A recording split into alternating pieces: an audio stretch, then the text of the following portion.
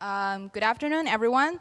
I'm Helen from the OpenEuler community. I think most of you have never heard about OpenEuler community, or you have just heard it from today's keynote speech. Well, today I'm stepping in for my colleague Judith Su, because actually she registered to this lightning talk, and unfortunately she can't be able to get to Vietnam. So please forgive me if I sometimes check my notes. So, okay.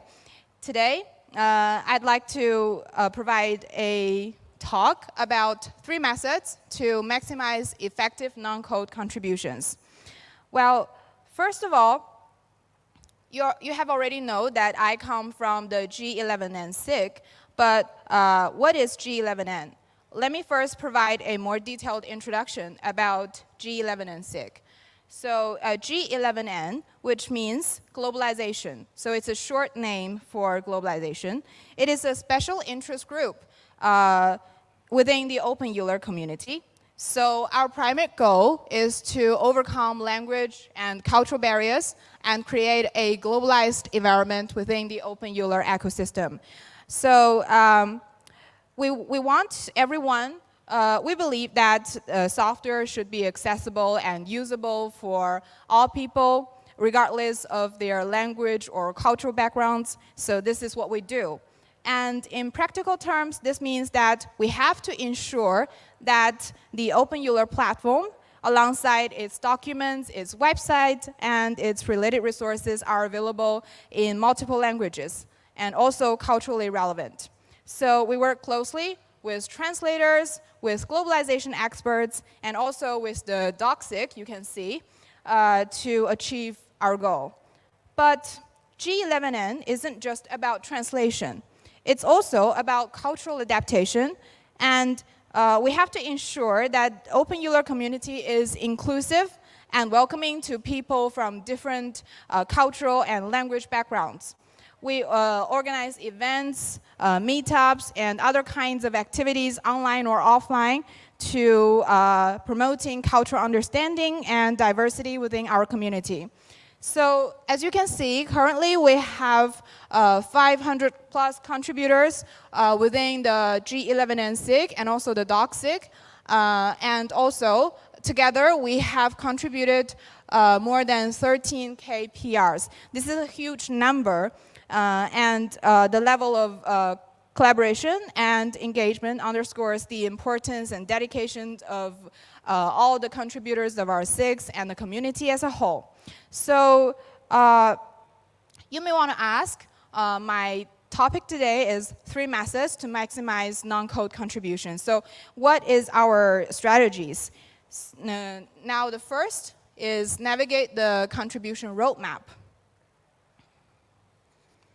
So because we do things like translation and globalization and social media, we need to understand the pain point of the community developers before we could better serve them.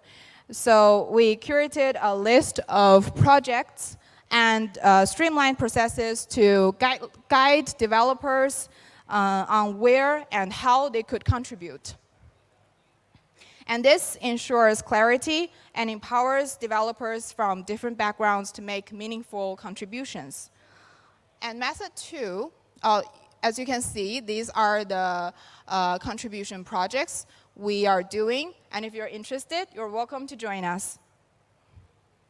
And method 2 is to make contribution accessible for all developers.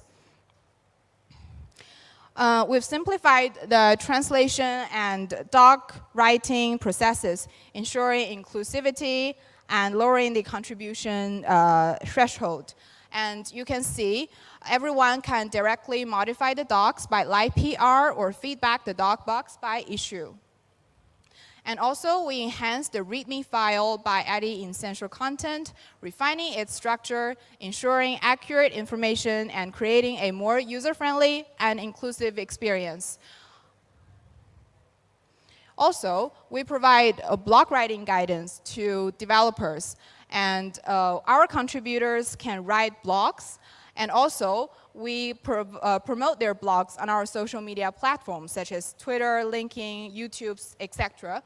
This helps build the professional image and increase the influence of individual developers. Also, we offer a tutorial production process, allowing developers to participate at any stage.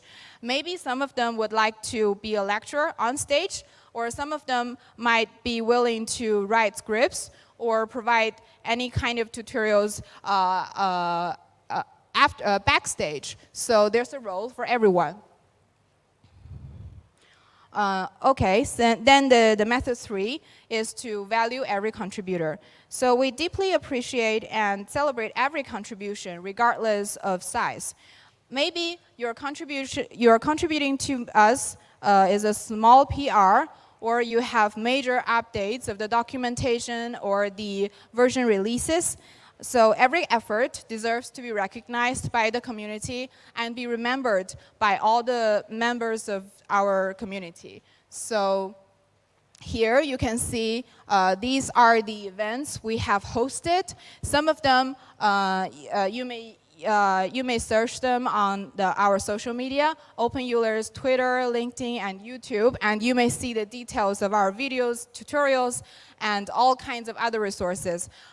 We've also had developer conferences.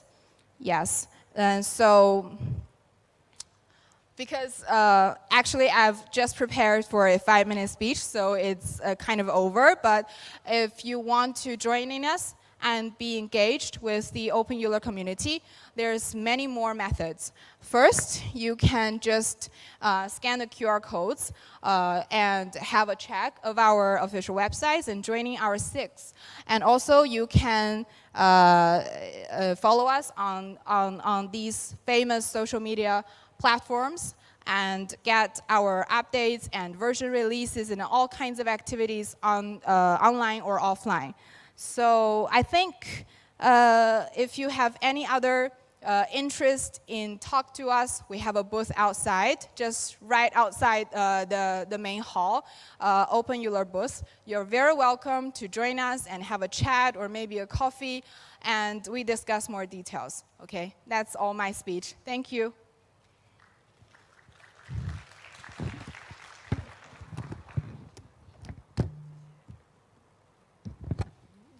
Thank you very much, Helen. Okay. Okay, so who else has registered to give a lightning talk?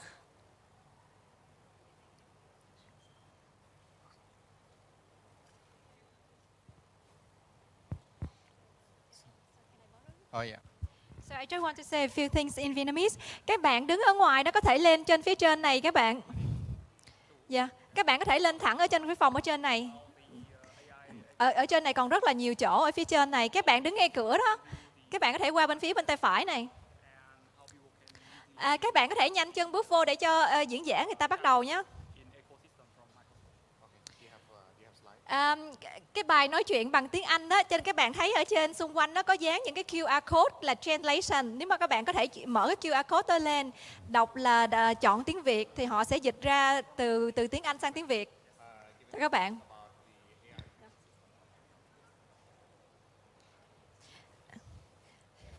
Eden.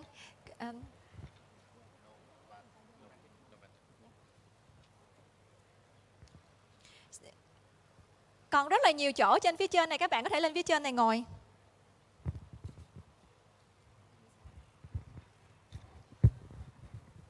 Okay. Our next speaker is Tu from Noventic, who is going to be giving a talk about the AI ecosystem at Microsoft and how easy it is to build applications using those tools. Thank you. Thank you. Hello, everyone. My name is Tu. I come from Noventic, a company to build a solution with cloud. And today, I'm really happy to share with you guys about the AI ecosystem in Microsoft. Basically, how easily you guys can use and can develop the AI product with Microsoft AI. I bring today only one slide, and it's really easy to imagine. As you guys can see in the screen, we have 3 layers. The first layer is the application. The second layer is the application platform, and the last 3 layers is for like developers. The first layer is about application. It's where you guys can directly use the application. For example, recently Microsoft, they released a product called Copilot for Microsoft 365. You can imagine like you can use ChatGPT. I think everyone knows ChatGPT, right? And you can use ChatGPT in the Microsoft Office like Word, Excel, PowerPoint, and Teams. I can take an example how easily you can use it and how benefit you can use for the Copilot M365. For example, in Microsoft Outlook, if you just came back from vacation and don't know how or when or what you have to do, you can just go to the Outlook and ask, for example, the Copilot M365, what is your task and what have you met in the vacation. The Copilot in Outlook will tell you everything, like it sums up the content of the email thread and also give you the task where you involve. Another example is that when you join Teams and you have like 2 meetings at the same time, and the other one you cannot join it. You can just ask the Copilot to join and follow it for you. And after you came back to the meeting, you can ask the Copilot to summarize the meeting content for you, and also ask the Copilot if you have any tasks from the meeting. Basically, it's so easy to use. And for example, in PowerPoint, you don't have to manually like create all the slides for you. You can just go to Microsoft PowerPoint and then ask a Copilot to do it for you with only some idea. The second layer is about the application platform. It's also for business user, where you don't need to have like much more experience about IT. You can just build everything with only drag and drop. For example, here you can see the Copilot Studio is like an extension of the Copilot M365. Because for Copilot M365, you can only use within the Microsoft Office, but you cannot connect to another system. For example, SAP or like CRM system. But you can use the Copilot Studio to extend the ability of the Microsoft Copilot 365. Okay, and the last 3 layers is for like developer, like the person who have a knowledge about code but don't have much more knowledge about AI. You can see like here we have so many tools. For example, the cognitive search. Basically, it's a database for vector and for searching.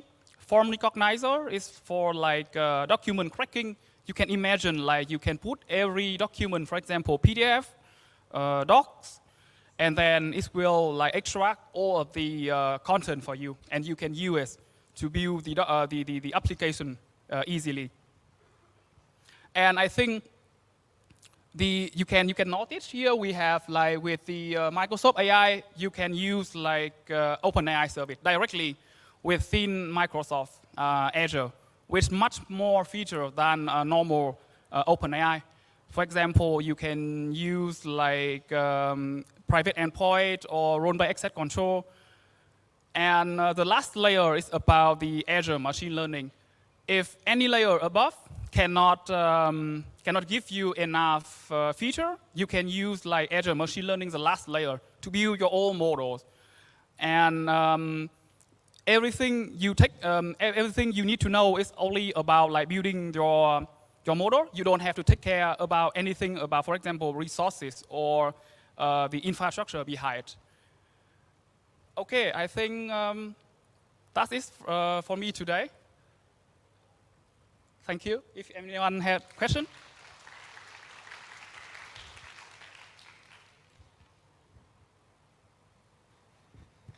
Thank you very much. Any questions? Okay. So is there anyone else who has registered to give a lightning talk? Anyone?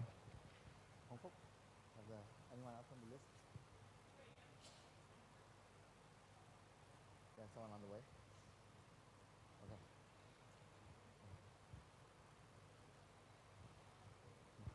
Mine is on cycling. Is that okay? All right.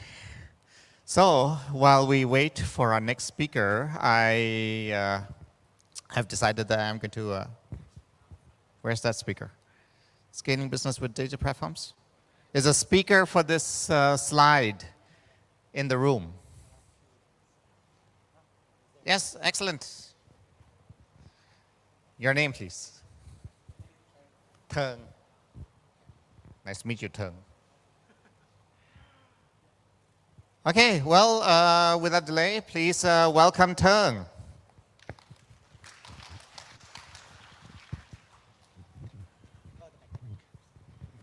Hello, everyone. So I'm very happy to be here with you in the FOSSASIA, one of the very biggest events of the developer community. Today, we at FQ, we bring to the community a very interesting topic. We want to talk about how to scaling business with data platform. My name is Thơ. I'm head of business at FQ. Feel free to ping me if you want follow up with question or topic. So we want to first address one question. How can we scale the business through effective data management? Business nowadays, they collect a lot of data, and data, it tells us a lot of things. How can we use that information to make our business bigger and more stronger? First of all, I want to give you a picture about evolution of the retail. The retail, right now, we are somewhere in the stage between retail 4.0 and retail 5.0. In the retail 4.0, we are dealing with multi-channel, omni-channel commerce, sensor beacon. And right now, we are moving slowly into the age of AI, robot, self-checkout system. You can see an example of Amazon, right? Sorry. So what is the retailer matter about? What is the company out there, they sell product like Shopee, Adidas, Nike, what do they care? The retailer, they matter about building a personalized journey across multiple channels. Imagine that you are shopping one channel and your journey has been personalized so that you can quickly choose what product it fits you, or you can buy the related product. It bridges the gap between online and the physical store and consolidate, manage data easily. They want also to reduce the time to the market and also blended mobile application with micro-location, AI-powered technology. Scaling business through data platform. The retailer store, they care about product data and they care about customer data. Let me give you an example. If you shop one product from one platform, they, however, somehow they know that what is the next product you're gonna shop. And with your behavior of shopping the product, they give you some kind of promotion or marketing email so that trigger you to shop more. How do they know about that? It's all come from the product data and the customer data. It is the behavior of you doing shop. An open source that I want to introduce to you today that we have experience working in 21 years with international market. We build a lot of e-commerce channel. We synchronize the data from ERP system, from the PIM system, and we figured out that there is a seamless solution. It's called PIM Core. PIM Core is a seamless solution, have you to integrate from multiple sources of data. For example, you can see the files, the app, the database, and it can distribute to a multiple outpoint channel. Either you sell it on your online channel, that e-commerce website, or your retailer store with the POS system, or with the browser, or any e-commerce marketplace. And that tool, it has you to collect, govern, transform, and share the data with all these features. PIM Core, its core feature is a centralized product data management. It also a multiple channel content distribution, and it also workflow automation. What does it mean? Imagine right now you need to sell your product in a retailer store with different description, different price, and also in the e-commerce, you're gonna sell it in different things. PIM Core is an open source solution to have you manage a large scale SKU of your product and then govern it to distribute to multiple channels with different purpose and different prices. So this is some factor why you should choose this open source to streamline your e-commerce solution as a piece of big architecture. It's an open source, first of all. So you can do whatever you want to do with the source. You can integrate to whatever the platform you want to integrate. It's smart system architecture. It also adapts to you. It lowers total cost of ownership. So when you put Pimcore in the big picture of your infrastructure, it becomes a very efficient and very convenient in terms of cost. And it protects your IP, so no vendor lock-in, and also it developer friendly. So you can develop from that, or you can build plugin on top of that. So if you want to know more about Pimcore and how it can help you to leverage the e-commerce ecosystem and the e-commerce infrastructure, reach us at both 08. Thank you for listening.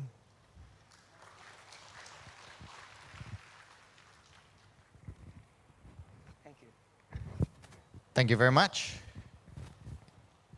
Okay, who is up next for our lightning talk? We have our next speaker.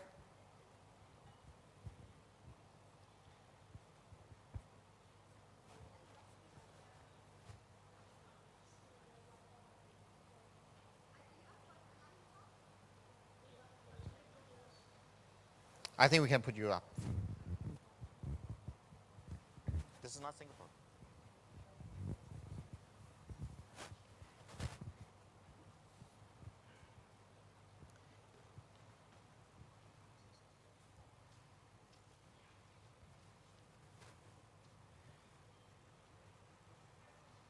You are David? Yes.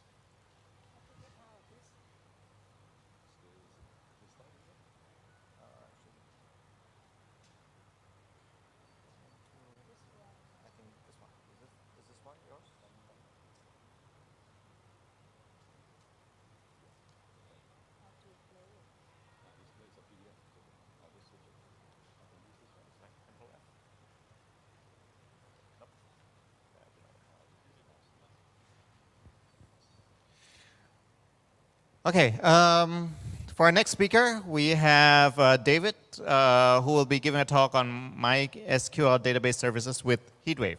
Thank you, David. Good afternoon, everyone. MySQL has been on a long and painful journey since the Oracle acquisition, because a lot of the big customers asked from them was that, look, MySQL is very good for OLTP, but can you do something to improve OLAP and analytics? So this has been an 11-year journey where we released the MySQL database service with HeatWave in 2021 when it debuted, whereby we combine both analytics and transaction processing in one service, all right, that can be consumed, giving no interruptions to transaction. And for analytics, the analytical engine is pushed down to the HeatWave cluster for OLAP purposes. All right? So this produced what we call a single database service used for both OLTP and analytics, and all existing applications that connect transactionally to MySQL works without change. And thirdly, whereas we benchmark that service against our own MySQL instances, all right, without the HeatWave plugin, what has happened was we found that it was 400 times faster for the same version. And when customers were trying it out in their beta and whatnot, against the older MySQL versions, and depending on the also, as we benchmark against other competitors, we found out that it could scale to hundreds, if not thousands of times faster. So this is actually the revamp vision that we have to make MySQL to be able to adapt to both transactional and analytical workloads. And the best thing is it works without ETL. All right, as data comes in the transaction processing engine, that is automatically propagated to the HeatWave cluster for the tables that needs analytical workloads every 200 milliseconds. This is done. All right. We are not just stopping there. All right. Part of the innovation continuum that we're actually doing year by year is to add new functionality. In 2022, we added machine learning capability in the database. You do not have to take your data out from the database to do machine learning use cases. The data remains within the database itself. So HeatWave has now evolved to handle machine learning, transactional processing, as well as analytical as a service. And last year, we then added the ability to help customers quickly bring in files to be processed, all right, in the HeatWave engine itself using the Lakehouse feature, the MySQL data that sits in the CSV files, Parquet, Avro, and the other formats available in the form of our database exports can now be consumed in the HeatWave Lakehouse feature. This means that we can now unify query processing for analytical and machine learning use cases from files, data that sits in the transactional storage engine, as well as data that resides in your data lake. All right, unifying and simplifying the architecture to consume the data and unify it using the power of SQL. All right, and that's not all. In the coming years also, this is also evolving, but as of it is, I'll leave it for now. So if you're interested, look us up at the booth as you come out from the hall to the left. Right, we are all there. So hope to speak to you. Thank you very much.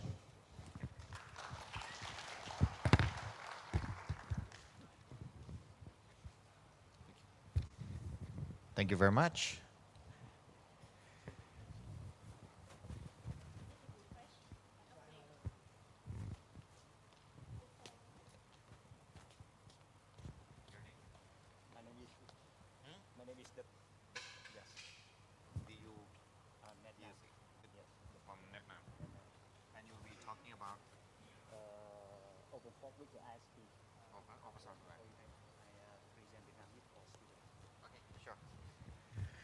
Okay, already? Yes. Okay, next we have Duc from NetNam who will be talking about open source in ISPs. This talk will be in Vietnamese. Thank you. Từ sáng giờ thì chúng ta đã được nghe nhiều về các ứng dụng về AI, blockchain cũng như là công nghệ cloud với open source. Thì hôm nay NetNam chúng tôi đến chia sẻ về những cái ứng dụng open source cho lĩnh vực về ISP và an toàn thông tin. Xin giới thiệu, tôi tên là Đức, đến từ trưởng phòng tư vấn. Thì đầu tiên thì cũng xin giới thiệu các bạn là NetNam là một công ty được 30 năm tuổi. Và năm nay chúng tôi sinh nhật được 30 năm. Thì cách đây 30 năm thì NetNam là một trong những đơn vị đưa Internet đầu tiên về Việt Nam. Và thời đấy chúng tôi cũng đã áp dụng những công nghệ open source để làm dịch vụ từ email tới Internet. Thì tiếp vững đà đấy thì chúng tôi, cái quan điểm làm NetNam thì chúng tôi muốn đưa những cái công nghệ, những cái ứng dụng của open source để biến thành dịch vụ và mang tới khách hàng. Thì trong phần trình bày của tôi thì chúng tôi cũng xin phép chia sẻ nhanh những cái thế mạnh của NetNam và những cái khách hàng tiêu biểu để cho các anh chị và các bạn sinh viên nắm tình hình. Thì NetNam thì là một môi trường mà luôn luôn muốn các bạn sinh viên đến thực tập và được cơ hội áp dụng những cái công nghệ mở, được thực tập với cả các anh chị chuyên gia trong lĩnh vực mở ở cái mảng về hạ tầng cũng như là an toàn thông tin. Thì chúng tôi đã có rất nhiều khách hàng trên thế giới, từ các chuỗi khách sạn, các trường đại học, các công ty đa quốc gia mà đang sử dụng các dịch vụ của NetNam bay trên nguồn mở. Ví dụ như dịch vụ về giám sát, về monitoring vân vân. Thì một số các dịch vụ đến như của chúng tôi có thể đã áp dụng các nguồn mở như là các dịch vụ liên quan tới về sự kiện, về quản trị hệ thống, về managed service, về monitoring cũng như các lĩnh vực về an toàn thông tin. Thì trong các dịch vụ này thì chúng tôi cũng, cái quan điểm là chúng tôi luôn luôn muốn là áp dụng những cái công nghệ mở và biến nó thành một dịch vụ để đem tới cho khách hàng trải nghiệm. Vì suy cho cùng tất cả các công nghệ mở thì cuối cùng phải đem được cái dịch vụ cho khách hàng là người dùng đầu cuối. Thì trên đây các bạn có thể thấy là NetNam cũng đã áp dụng rất nhiều các công nghệ mở cho lĩnh vực của mình. Từ các lĩnh vực liên quan tới giám sát, chúng tôi sử dụng nghiên cứu về KT, về Elasticsearch, về Isinga, rồi các công nghệ liên quan đến email như là Zimbra, Postfix, Mail Scanner, rồi các lĩnh vực liên quan đến an toàn thông tin như là Greylock hay là Grafana. Thì tất cả những cái công nghệ mở này đều chúng tôi được áp dụng và đưa thành dịch vụ và đem tới cho cái người dùng những cái trải nghiệm tốt nhất. Thì đây cũng chính là những cái mà NetNam muốn hướng tới cũng như đóng góp trong cái việc ứng dụng nguồn mở vào trong dịch vụ liên quan tới cái đơn vị giống như là một ISP, một nhà cung cấp dịch vụ mạng và viễn thông. Và qua đây cái lời cuối cùng thì cũng rất mong muốn là sau buổi ngày hôm nay thì các bạn sinh viên nếu có quan tâm tới Net Nam và muốn được thực hành trong lĩnh vực nguồn mở liên quan tới hạ tầng, ứng dụng và an toàn thông tin thì có thể liên hệ Net Nam để được thực tập cũng như có cơ hội tìm việc. Tôi xin hết, xin thành cảm ơn.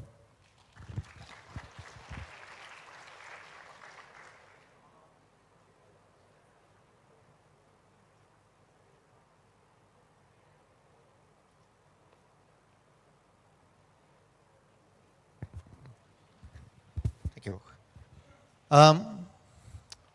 Right. So, who else is in line for the lightning talk? Yes. Anyone else on the list?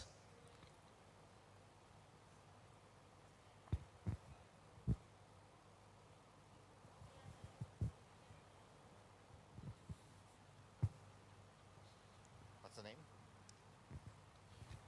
So I have a list here. Đinh Thị Hường, Ian Liu, Benny Vasquez, Tú Nguyễn, Judith Su, Piyush, Grisha, Nguyễn Minh Đức. Any one of these speakers are here?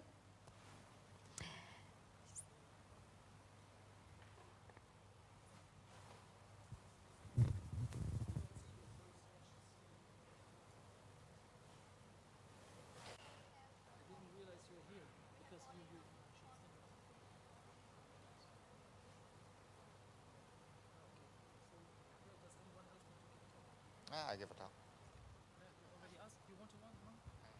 I have one on cycling. Okay.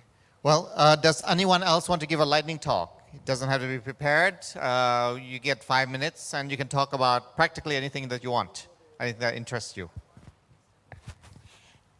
Trong phòng này có bạn, mấy cái speakers kia có thể là bị lạc đường rồi. Sẽ có một cái đợt lightning talk nữa vào cái ngày cuối của sự kiện. Trong phòng này có bạn nào của công ty nào muốn lên lightning talk không? Có muốn chia sẻ gì? Có thể chia sẻ bằng tiếng Việt hoặc là bằng tiếng Anh cũng được.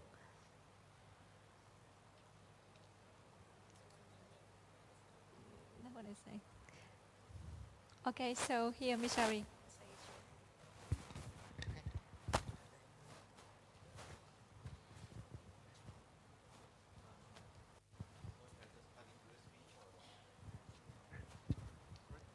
Do I plug in USB or I have a presentation? USB-C. Hey, you want lightning talk? Yeah, I'm a next speaker, so I just prepare for that one, so I will still the lightning talk. Yes, please. Okay, and your name is? Truc. Yes, Truc. Truc. Yes. Truc. Okay. Okay. And you are talking on? Okay. Yeah, sure. Come. Truc.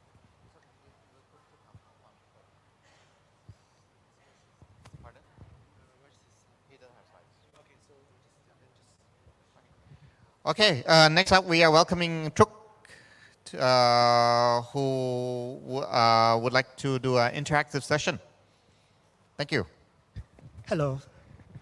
Xin chào tất cả các bạn sinh viên. Thì lát nữa mình sẽ là cái speaker của cái buổi tiếp theo. Nhưng mà bây giờ mình xin đặt ra một cái câu hỏi cho các sinh viên của trường Đại học Bưu chính Viễn thông về một cái câu hỏi về phần mềm, về lập trình thôi. Tại vì mình cũng có một thời gian công tác tại trường Đại học FPT nên cũng có một vài cái câu hỏi thử cho các bạn trả lời. Thì cái đề tài tiếp theo của mình sẽ nói chuyện về xây dựng một cái hệ thống phần mềm mà có gọi là 100% thời gian uptime, 100% uptime. Thì ở trong phòng này có bạn nào biết cái định nghĩa về cái 100% uptime đó là gì, và các bạn thử hình dung đơn giản là cái hệ thống đó các bạn sẽ làm ra sao cái hệ thống đó, thì có thể thử trả lời. Và mình có 3 phần quà ở đây, không cần biết đúng sai, các bạn chỉ cần trả lời là mình sẽ có quà cho các bạn. Thì các bạn nào trả lời câu hỏi của mình về hệ thống 100% uptime không? Các bạn nào học khoa công nghệ thông tin hoặc là hệ thống đó nè? Is there anyone? Shy, no need to shy. Các bạn sinh viên nào giống trong lớp học thôi, khi giảng viên hỏi câu hỏi thì các bạn cũng thử trả lời đi chứ. Over there. Okay, got it. Okay, để em xuống. Okay, rồi. Bạn sinh viên tên gì và bạn trả lời thử câu hỏi của mình thử coi. Em là Phúc ạ. Theo như ý hiểu của em thì phần mềm 100% uptime là một phần mềm là một phần mềm chạy liên tục 24/24. Ok. Đấy là theo ý hiểu của em. Rồi. Nhưng mà cái định nghĩa của cái phần mềm 100% uptime, cái tên gọi, cái term của nó, em có nhớ không? Định nghĩa à? cái tên gọi thường trong ngành đó, cái definition đó, thì em nói ra đi.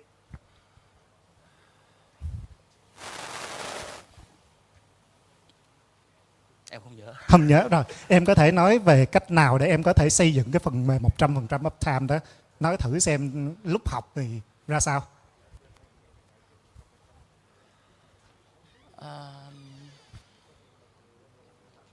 Không, 100% coi như là impossible rồi. Em cứ nói, cứ suy nghĩ đi. Mình có thời gian mà.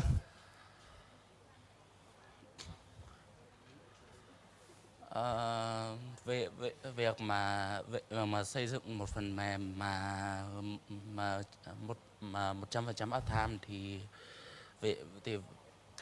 gọi là em chưa được đào tạo đến mức Rồi trời. Nhưng mà đây là có một câu hỏi mở, tại vì nó không có câu trả lời chính xác nào hết. Có bạn nào muốn trả lời về cách mà mình build một cái hệ thống 100% uptime không? Bên đây, mời bạn. Bạn tên gì ạ? Mình tên là Hoàng, học năm tư của Học viện Công nghệ Bưu chính Viễn thông. Thì để build một hệ thống 100% uptime thì em nghĩ là trước khi mình build xong các cái module của hệ thống thì mình sẽ phải biết được là những cái module đó nó sẽ dẫn tới những cái việc nào, những cái hậu quả nào, và khi đó thì mình sẽ build những cái module để sửa lỗi error function song song với cả những cái module chạy trực tiếp. Và hơn thế nữa là mình luôn luôn sẽ phải có một cái backup cả về cơ sở dữ liệu cũng như là về các cái module, để khi mà cái phần mềm chính của mình bị corrupt, bị sau đó thì nó vẫn có thể có cái kia để dự phòng. Ok, cảm ơn. Rồi có thêm bạn nào có thêm một câu trả lời, mình tới 3 phần quà là 100% uptime. Em bên kia, có ai không?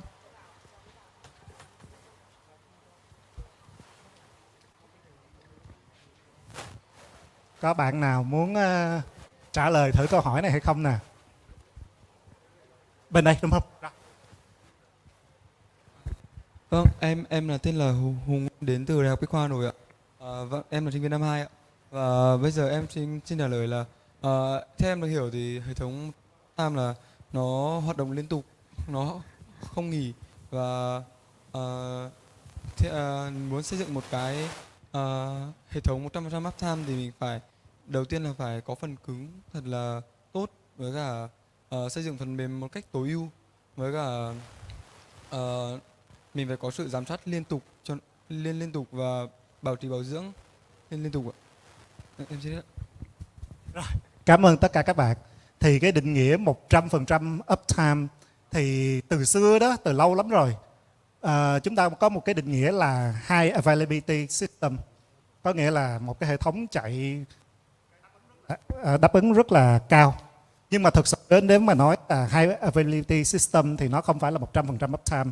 Người ta sẽ nói là 40, 49, 59, tức là chỉ 99.99% giống vàng thôi, không có 100%.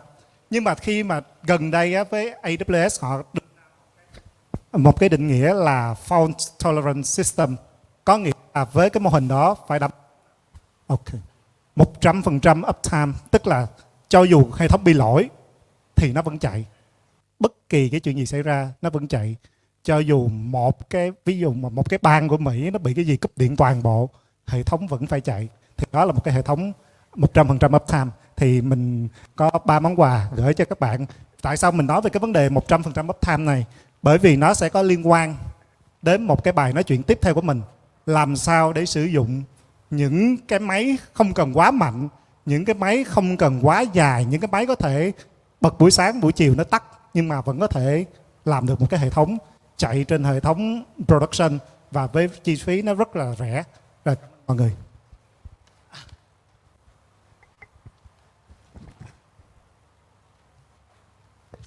Thank you very much.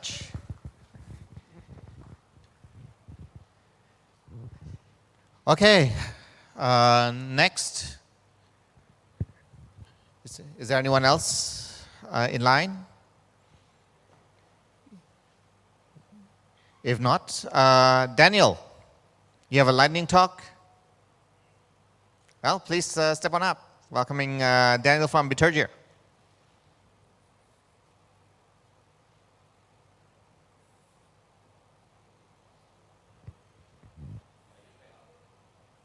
If you have USB-C.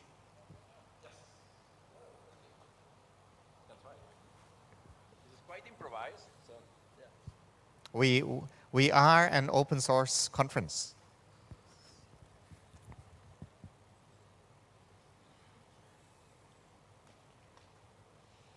Improvisation is essential in open source. And don't worry, you have all these lovely people here to make sure that all your bugs are shallow. No pressure.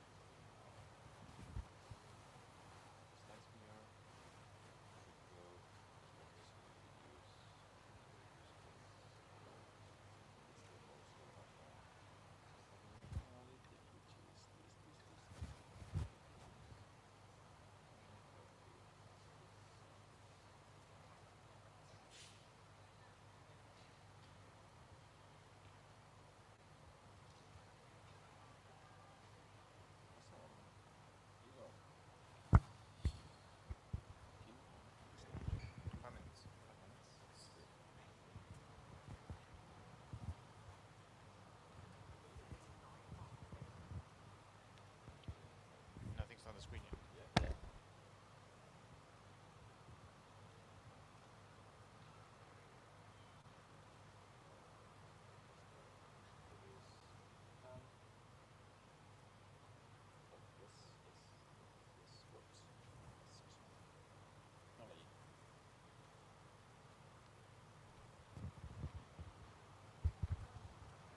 Good. Sorry, took a while. I was just running away, and then I read the message. So 5 minutes. I would like to share with you this improvised talk on GrimoireLab. So GrimoireLab is open source tools and software to analyze open source projects. And then how it works, basically think of this in 3 main areas. The very first one is basically about the data gathering, retrieving data from any of the existing open source repositories you may think of, GitHub, GitLab, Atlassian Stack, Slack messages, mailing list. So there are 30 plus different data sources that are supported. And then through as you can see in the second column, through a certain enrichment process, what you are having is you are transforming data into something more meaningful, basically to the software development side. So we can think later of what software development means specifically. You can use this data to understand and learn what's going on in your company, in your open source project, internally in your corporation, so that depends on you. This is open source. This is a Linux Foundation project. It's part of the CHAOSS community. That stands for Community Health Analytics for open source software. And then at the very end, there is a database capabilities and visualization based on OpenSearch. So a bit of the architecture, which is basically what I was defining. On the left, you can see all the different data sources, Git repositories, and so on. Right in the middle, and this is perhaps one of the most important things, just to take care of the personal data and personal identifications, there is a tool called Sorting Hat. Sorting Hat is taking care of the identities, affiliations, merge of all of these identities, and taking care of these over the years, basically. So this is a place where you will be creating the data in somehow. And then basically through an extraction process with Perceval, this will be stored in a database, in this case OpenSearch, although we are still using the logo of Elasticsearch, as you can see. And then there is an enriched process of all of this data to make sense of this. So there are 30 plus different data sources already part of the analysis that you can analyze. And then there are 70 plus different dashboards out of the box that you can consume for DevRel, for developer experience, for inner source, for open source, for DevOps, for Agile, so you choose. Yeah, GrimoireLab and OpenSearch, those are working together really closely. There is alerting system, anomaly detection, multi-tenancy, all of this by OpenSearch by default. Then extras by GrimoireLab, building a network analysis, dot charts, navigation menu, a login page. So there are some things that we are doing together. By the way, OpenSearchCon is the next few months at some point. So the tool, just to build some trust here, and I have 2 minutes. This is based on research, so we are coming from academia. So there are some academic references in the case you are interested. Some of you are students, so it might be relevant for you. On the right, this is trusted by the industry. We cannot show some of the customers of Vitoria in this case, but specifically for GrimoireLab, these are some of the areas where people have been using the technology consistently, from banking, telco, health, and other verticals, and then to specific roles as evangelist, community manager. Even the technology have been used for merchant acquisition to do some due diligence process. So there is a whole bunch of context where you can contextualize this data into something meaningful to you.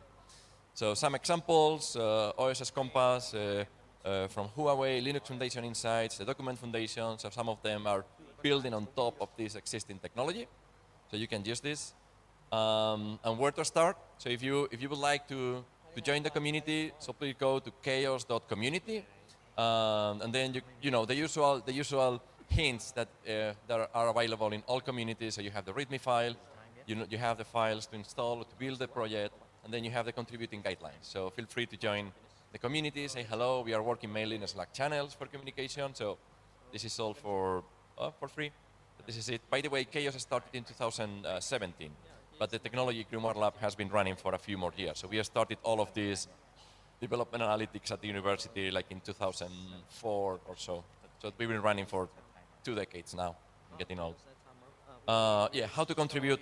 These are, you don't have to read all of these. These are all of the components. They can run in an isolated way. So you can take Sorting Hat to take care of your private data identification IDs. Doesn't matter if you want to run this in an isolated way from the tool. Same with Perceval and some others. So feel free to go there. Definitely, or the reason why we are doing all of this is at the end of the journey, you need data to make decisions, right? And the point here is without data, you are just another person with an opinion. So sometimes you may have the perception that something is running in a certain way, and then you realize that data is telling you, no, that's not the way. So yeah, we need data to make certain decisions, right? And real life example, just to show you, and then I finish, I'm done. So this is an example with Red Hat and Vitoria that we were running in the past. So this is the CNCF ecosystem a few years ago. Each of the dots, the small dots that you can see here, is a developer. Okay, there is a connection if this developer produced something, a commit, basically a change of code in the project. So then that's why we have this big star in Kubernetes. But then there are others. All of this in the middle basically means that there are developers that are participating in more than one project. So basically all this chaos that you can see here in the middle, this is the beauty of open source. This is what collaboration means in reality, in real life. So this is what we all should be doing, right? Collaborate across different projects, because this is where basically the power of open source relies. Last but not least, you can use, for instance, Mozilla Community Foundation. We partnered with them in the past, so you can download the report.mozilla.community, where you can have a full understanding and analytics about the whole ecosystem, which is not only about producing code, documentation, translation, so there are many things. And this is it. So, yeah, Ms. Hari, all yours. Thank you for your time. Thank you very much, Daniel.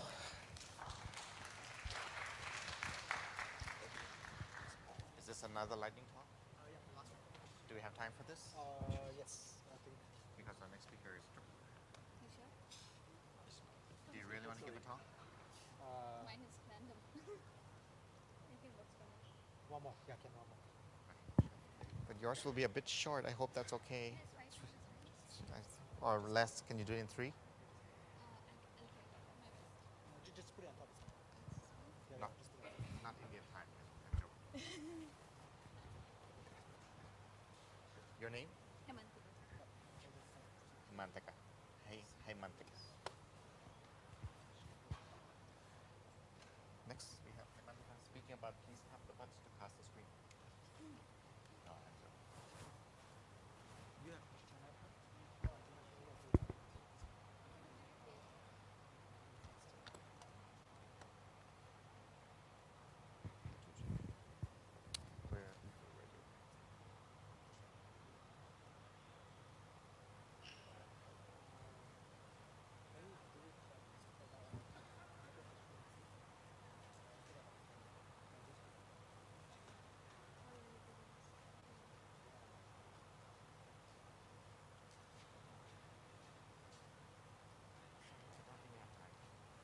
sorry. We're out. Okay. I'm so sorry. No, it's okay. Okay. Truc. Yes, could you please set you up? Sorry again, Helen. Thank you.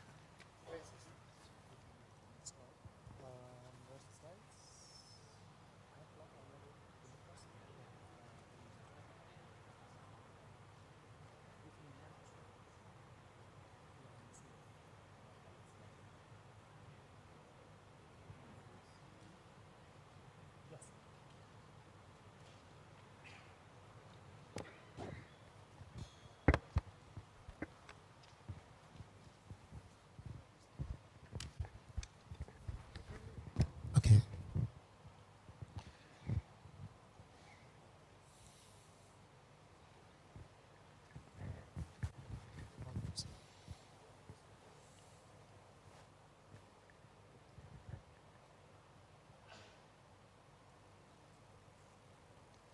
Hello. Hello, everyone. My name is Kien Truc. Currently, I'm working as platform architect. Yes, I'm working as an architect at NOps company. NOps is a FinOps company that the FinOps is a foundation backed by Linux Foundation. But we're working like optimize the clouds, the cost, everything within the cloud to gain the revenues. Today, my slide registered as both Vietnamese and English, but the organizer think there are a lot of English speaking already, so I would do this Vietnamese version for everyone. If any English speaker want to discuss about the slide, we can talk about in the hall. Xin chào tất cả mọi người. Thì hôm nay tôi xin làm một bài giới thiệu về như là câu hỏi lúc nãy tôi vừa đưa ra làm sao để build một cái hệ thống có cái thời gian uptime 100%. Thì cái đây là một cái câu hỏi rất là khó và hiện tại là tất cả những cái doanh nghiệp đều đang phải thực hiện.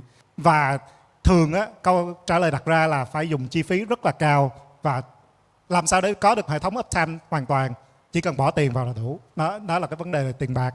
Thì hiện tại có rất nhiều cái mô hình để làm cái mô hình 100% uptime đó, sử dụng những cái cơ chế rẻ hơn rất là nhiều so với truyền thống và sử dụng những cái gọi là cái Spot Instance và những cái hệ thống khác. Thì tôi xin giới thiệu ở đây là cách mà chúng tôi đề ra và thật ra là rất nhiều các công ty hiện tại đang sử dụng để tiết kiệm chi phí cho doanh nghiệp, bởi vì cái chi phí nó có thể chiếm từ 10 đến 20% cái chi phí hoạt động của doanh nghiệp.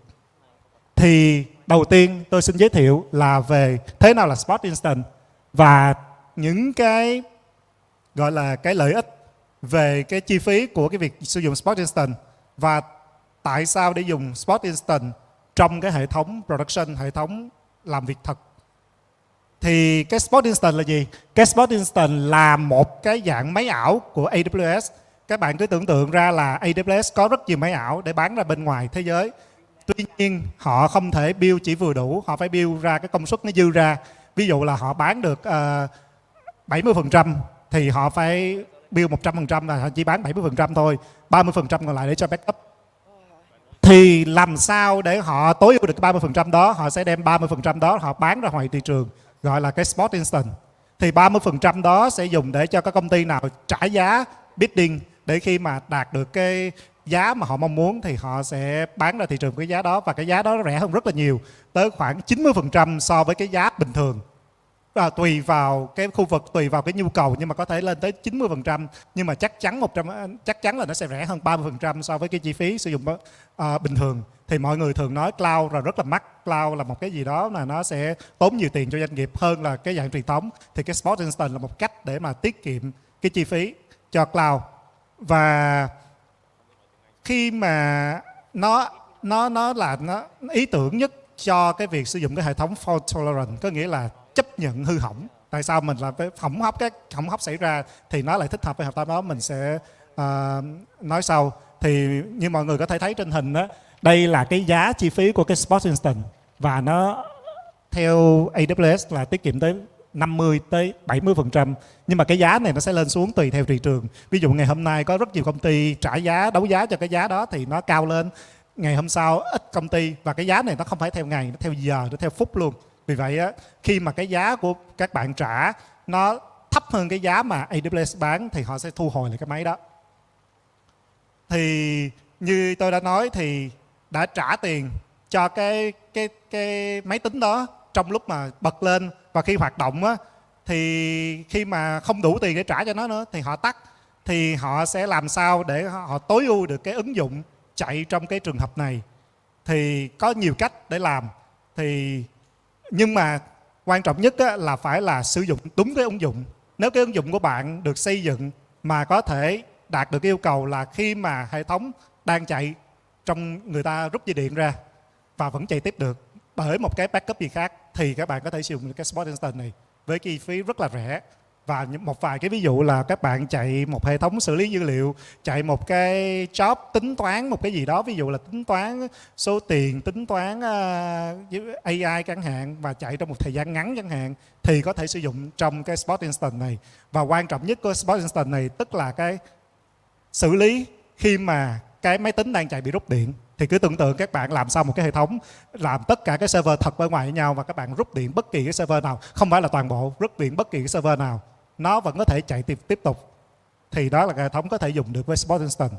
Và ngoài ra một cái vấn đề quan trọng của cái Spot Instance đó là nó tùy thuộc, cái chi phí của nó tùy thuộc vào cái vùng.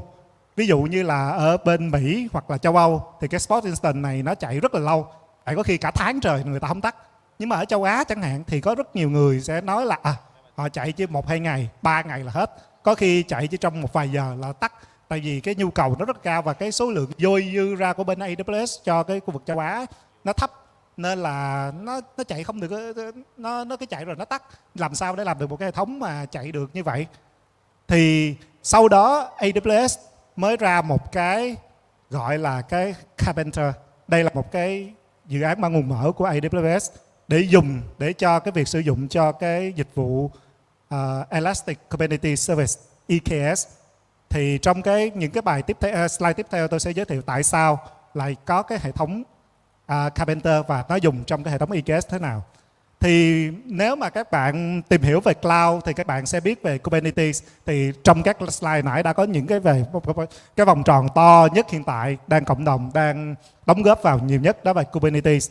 Nó là một cái hệ thống để các bạn có thể build hệ thống cloud đơn giản trong cái máy của bạn, trong cái máy tính mà các bạn làm hàng ngày, đến cho hệ thống cloud nội bộ trong công ty, không cần phải lên public. Nhưng mà sau khi mà build được với chạy được community, các bạn có thể đem lên cloud của AWS để chạy trên đó. Và cái việc moving những cái ứng dụng từ trên cái máy tính local là cái cloud EKS đó là rất là đơn giản.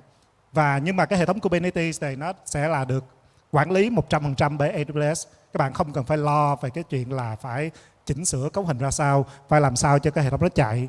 Và nó có tất cả cái về quản lý về cái vật an toàn, lưu trữ và login. Và quan trọng hơn nữa là nó hỗ trợ cả EC2 và Spagate. Spagate là một cái dịch vụ để trả tiền, thay vì trả tiền theo giờ để sử dụng của cái EC2 instance thì bạn trả tiền theo CPU và memory RAM để sử dụng. Thì nó đảm bảo được một cái là high availability và scalability cho hệ thống của mọi người. Thì với cái dự án Karpenter là họ muốn, AWS họ muốn đem cái dịch vụ Spot Instance của họ lên trên cloud và dùng với lại Kubernetes. Thì nó sẽ tự động, cái Karpenter này nó sẽ tự động nó làm cái gì? Ví dụ như là khi các bạn có một cái máy tính chạy nó bị tắt thì nó làm sao để nó tìm một cái máy tính mới, nó tìm với cái giá thích hợp mà các bạn đã cài đặt sẵn, rồi làm đó bật cái máy tính đó lên và để chạy những cái application, những cái ứng dụng của bạn trên cái máy tính đó. Thì lúc trước á, thì sẽ chạy, nói chung là cấu hình bằng tay thì mình điều khiển bằng tay với cái Kubernetes, nhưng mà với cái lại Karpenter thì nó sẽ chạy hoàn toàn tự động. Và mọi thứ này là cái người lập trình viên hoặc các người quản trị hệ thống họ không cần phải lo về cái vấn đề này. Và nó sẽ làm cho cái vấn đề deployment nó ra rất là nhanh, bởi vì là nó chạy tự động hoàn toàn rồi. Và nó sẽ giúp tối ưu hóa được cái chi phí và cái utilization, cái là cái tối ưu cái hoạt động của hệ thống.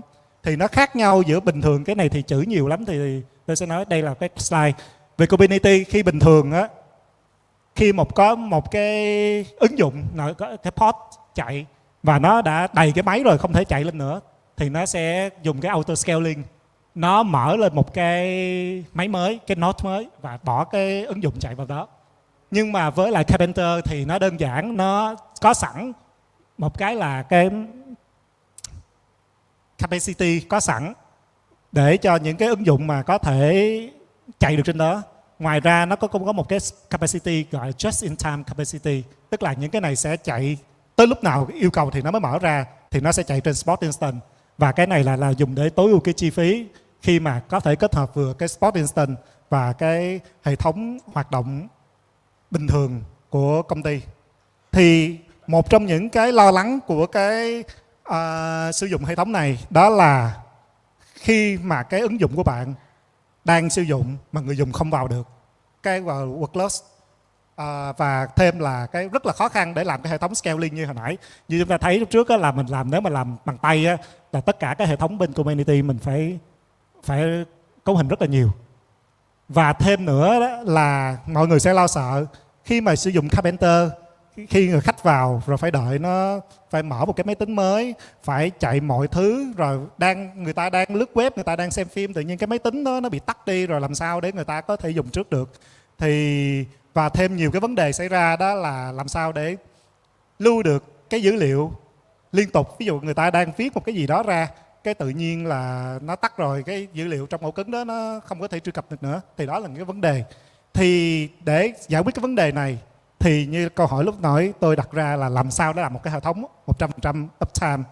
Thì sau khi mà nghiên cứu rất là nhiều thì cái này là bên AWS đưa ra là họ phải bỏ thêm tiền vào.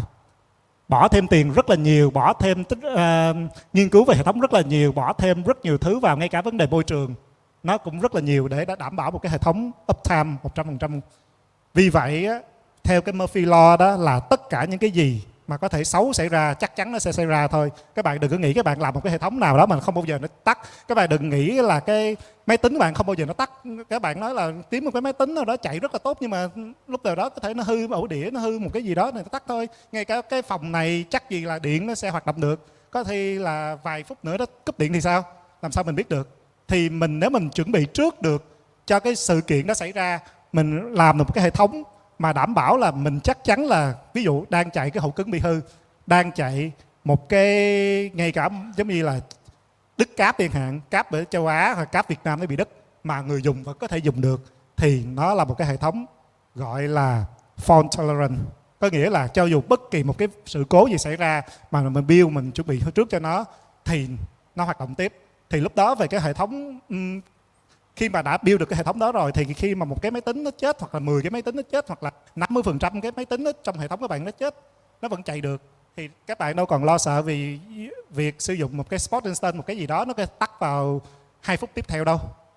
Thì để quan trọng nhất để làm được cái vấn đề này là các bạn phải hiểu được cái ứng dụng của bạn build. Ví dụ cái ứng dụng của bạn khi mà build ra mà các bạn nghĩ nó cứ chạy từ A tới B tới C tới D ra kết quả, mà các bạn không nghĩ ví dụ lúc B hoặc C nó bị cái gì đó thì sao? Thì nếu mà mình xây dựng cái ứng dụng từ đầu để mình có thể xử lý được cái vấn đề đó, khi mà có một cái B gì đó bị lỗi, sẽ ra một cái B phẩy, ra cái B1, ra cái B2, nó ra cái C chẳng hạn, thì là mình phải đi từ hướng là mình xây dựng cái ứng dụng.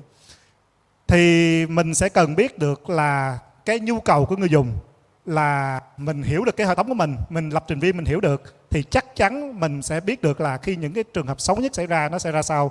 Thì với những cái công ty mà không có đầu tư tiền nhiều vào trong hệ thống, ví dụ ra một công ty nào đó bị hack rồi cái ổ cứng bị mã hóa cái kiểu ransom này nọ, thì họ chấp nhận một tuần lễ họ ngưng hoạt động.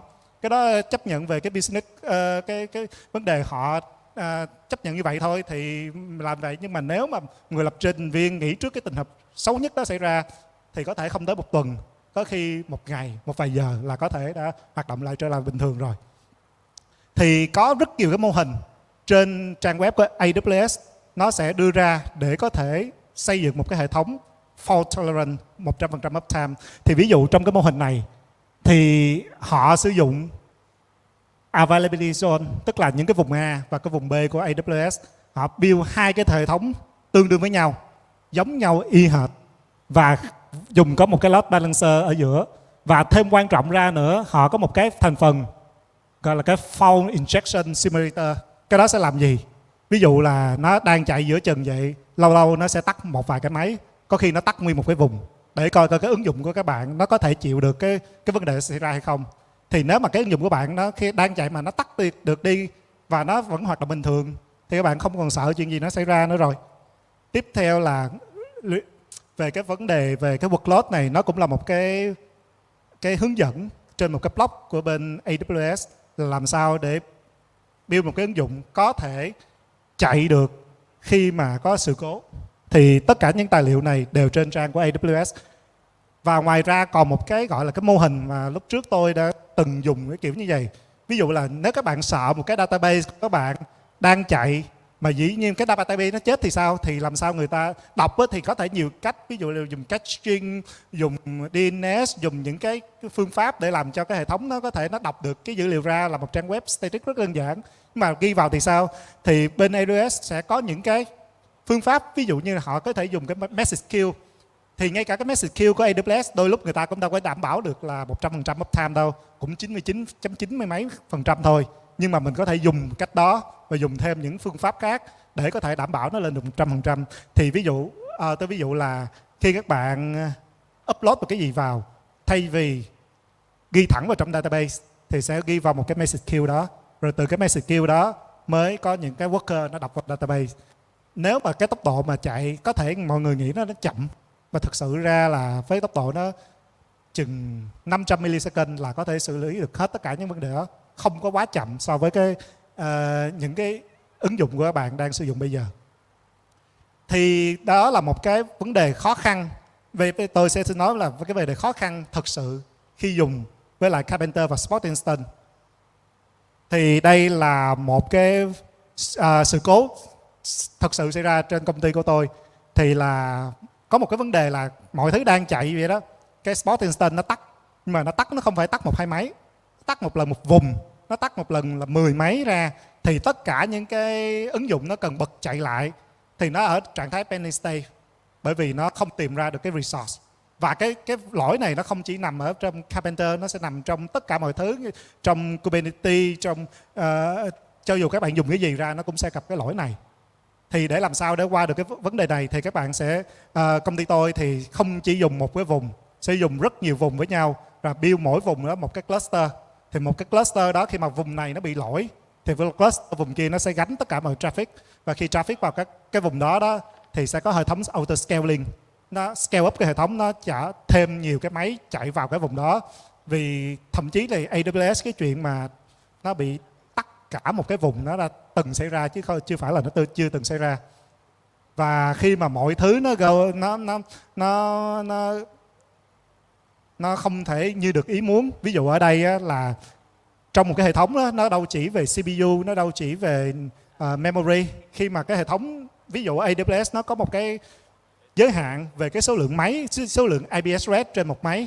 Và nếu nhiều lúc đó mà mọi người không tính toán tới cái vấn đề đó thì khi CPU với lại memory vẫn còn nhưng mà vẫn không thể bật được máy lên, bị này nó hết IP address. Nó tương tự như giống như cái máy tính của bạn mà một cái card mạng nó chỉ được 256 cái IP thôi, nhưng mà bạn cần tới 300 cái IP thì làm sao mà chạy. Thì mình phải tính toán trước hết cái vấn đề này và mình phải thử. Và quan trọng nhất là hồi nãy có một bạn trả lời cái câu hỏi là làm sao để biết được một cái hệ thống này nó chạy được hay không đó, là mình phải có một cái gọi là cái monitor tool, tức là mình phải theo dõi cái hệ thống. Khi mà mọi thứ nó chạy, mình nghĩ lúc đầu mình nó chạy tốt quá rồi, mình build ra tự động nó chạy, mà làm sao biết được là ngày hôm sau nó chạy ra sao, tuần sau nó chạy ra sao, tháng sau nó chạy ra sao, thì phải cần những cái công cụ để theo dõi nó. Vì những cái hệ thống này nó cần theo dõi, và khi một cái vấn đề xảy ra thì chúng ta có thể nhìn vào, hoặc là chúng ta có những cái action tương ứng. Ví dụ như là mình sẽ mở một cái máy mới, nó tự động nó mở một cái máy mới lên, một cái máy mà không phải chạy Spot Instance, nó tự động nó đưa traffic từ bên cái vùng A sang vùng B khi nó gặp lỗi. Rồi đây là ví dụ là mình sẽ cần phải thêm là những cái auto scaler horizontal, tức là scaling nó có hai dạng là vertical, tăng máy to lên, và horizontal, thêm vào máy. Thì đó là những cái cách mình phải làm cho cái việc auto scale. Rồi thì xin giới thiệu về tất cả những cái phần đó đều là open source. Mọi người có thể áp dụng nó vào trong công ty, vào trong các dự án, vào trong cái việc hàng ngày của mình. Nhưng mà giới thiệu một chút về công ty đó, Enops là một cái sản phẩm gọi là Copilot. Cái sản phẩm này sẽ giúp mọi thứ làm việc tự động. Tức là thay vì phải viết cái configuration ra, phải để lên áp dụng cho từng cái máy tính và từng cái cluster, thì Enops sẽ giúp hoàn toàn tự động bằng cách là biết được cái auto scaling, những cái hệ thống scaling đó điều khiển bởi Enops và dùng AI để để xử lý cái dữ liệu này. Và nói chung là hiện tại thì công ty sử dụng cái Spot Instance cho production 100%, và tất cả những rất nhiều cái công ty lớn khác đang sử dụng cái đó. Nên các bạn nếu mà nghiên cứu làm một cái hệ thống và thấy mình cần cái chi phí rẻ thì có thể sử dụng cái Spot Instance và cái hệ thống Karpenter đó cho ví dụ cái project tiếp theo, hoặc là cái project mà nghiên cứu của các bạn, và với chi phí rẻ nhất. Xin cảm ơn mọi người.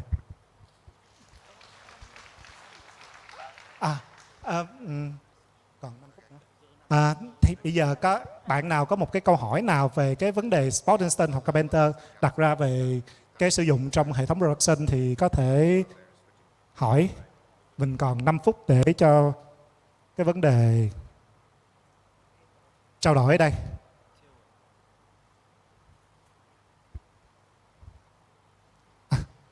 Bạn có hỏi gì không?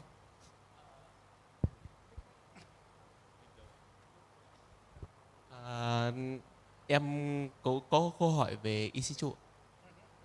Kiểu như là em thấy có cái ở trong lúc mà em tạo một cái instance của EC2 thì nó có một cái optional là Spot.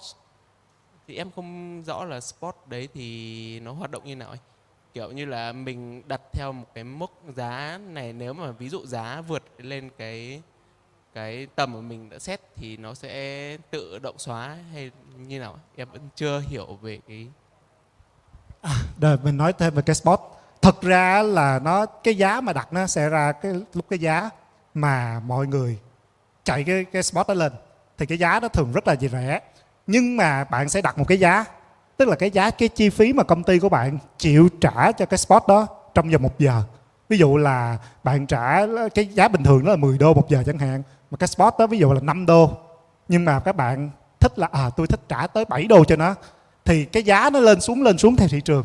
Thì các bạn bidding tới giá đó, và ví dụ có nhiều người có nhu cầu để dùng cái đó, thì khi mà cái mức giá lên tới 7 đô, qua 7 đô thì tự động họ sẽ thu hồi lại. Họ sẽ gửi 2 phút để thông báo cho việc là cái Spot đó nó thu hồi lại. Và trong vòng 2 phút đó, khi bạn có một cái notification đó, là bạn phải làm tất cả mọi chuyện. Ví dụ là bạn save database, bạn tắt mọi cái xử lý gì, bạn làm sao cho tắt máy trong vòng 2 phút đó. Bạn không tắt thì AWS cũng tắt cái đó. thì cái giá đó sẽ đảm bảo là lúc nào cũng dưới 7 đô, tức là dưới cái giá của bạn trả giá. Nhưng mà khi mà nó cao lên thì nó sẽ tự động nó tắt của bạn. Thì có một cách đó là các bạn sẽ theo dõi cái giá thị trường, nó tăng lên tăng lên xuống, thường nó không nhiều. Nhưng mà lúc mà nó tăng lên tới mức độ đó mà bạn muốn tôi vẫn có thể trả được cái giá này cao hơn chút nữa, bạn có thể thay đổi để chỉnh cái giá nó tăng lên. Tức là tôi thích ấm đô 1 tiếng tôi vẫn chịu được, thì lúc nó qua 7 đô cái máy bạn vẫn không tắt. Đó là cách mà cái Spot Instance nó hoạt động trong cái thị trường đó. Thì khi mà có cái vấn đề xảy ra thì nó tắt thôi. Nhưng mà nếu các bạn dùng Spot mà các bạn sợ nó bị tắt á, thì nó không phải là cái Spot. Spot là khi nào mà máy nó tắt các bạn chuẩn bị nó để cho nó chạy tiếp tục, thì nó là cách dùng Spot Instance đúng nhất. Cảm ơn bạn.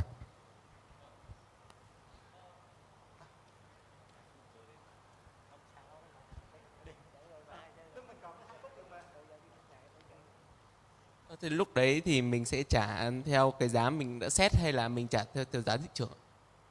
Kiểu ví dụ lúc đấy là mình trả 7 đô cứ trả 7 đô theo cái thời gian như thế. Hay là mình sẽ trả theo cái giá thị trường, ví dụ nó đang lên 4-5 đô thì mình cái khoảng thời gian đấy mình chỉ trả 4-5 đô thôi hay như nào? Vâng. Tức là nó sẽ là cái giá cao nhất mà mọi người chịu chấp nhận. Nhưng mà ví dụ giá thị trường hiện tại 4-5 đô, mọi người trả 4-5 đô, tự nhiên bạn trả 7 đô đẩy lên làm gì? Nó chỉ tính là 4-5 đô, nó không có trả lên 7 đô. Mà khi giá nó vượt quá 7 đô thì cái hệ thống bạn dừng. Như vậy thôi. Rồi, xin cảm ơn tất cả mọi người. Oops. Thank you very much. Okay, now our next speaker, Abhinav, you're here. Okay, can you please come and set up? Thank you. And in the meanwhile, we have a couple of announcements. A little commercial break for room number 101. We're about to start the final session in Arbitrum's Builder Day. If you are a Rust programmer and you want to learn how to code NFT contracts, smart contracts, there is a session on that in room 101. Come join, get some swag, get some Web3 knowledge. Yeah, and have fun. Thank you. Also, the other event that's happening at 3 p.m. is a Chaos meetup happening just outside on the right at the Bitergia booth. So if you are managing a software development project, an open source project, and are wondering about the health of your community and would like a better method of measuring the health of your community and trying to figure out what keeps it ticking, what's making it healthy or not, you can come and discuss it at the Bitergia booth right outside on the right. Thank you. So we start in 4 minutes. In the meanwhile, you can stretch. Question. So who here has come the furthest? Who here thinks that they've come from the from furthest way? So Abhinav, you have traveled from Tokyo. That's what, 5-6 hours flight? Fire? If you are, it would have been 5 hours. So that's about a 5 hours flight away. Is anyone from anywhere further? Yes? From Melbourne. G'day, mate. So how many hours? So that would be 12 hours? Is 10 hours in Bangkok? 14 hours. Over there.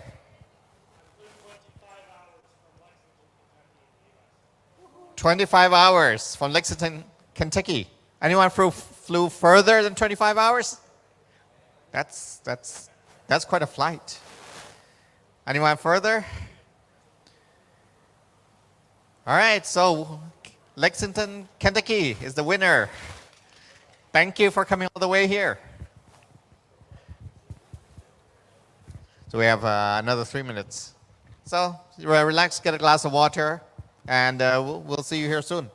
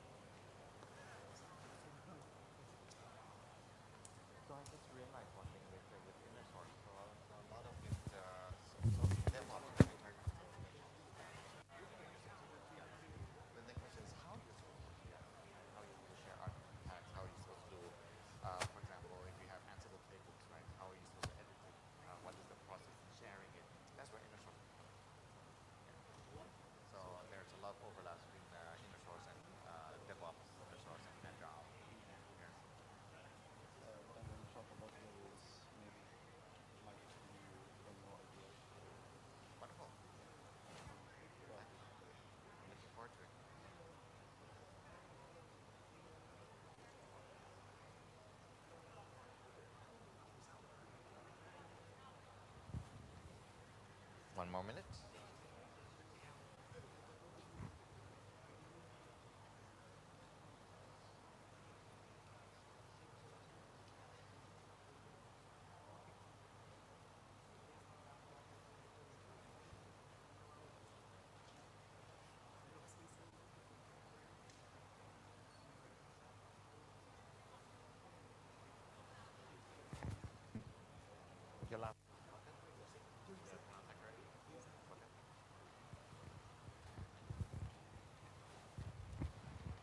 All right, thank you for waiting. I hope everyone's all refreshed from the break.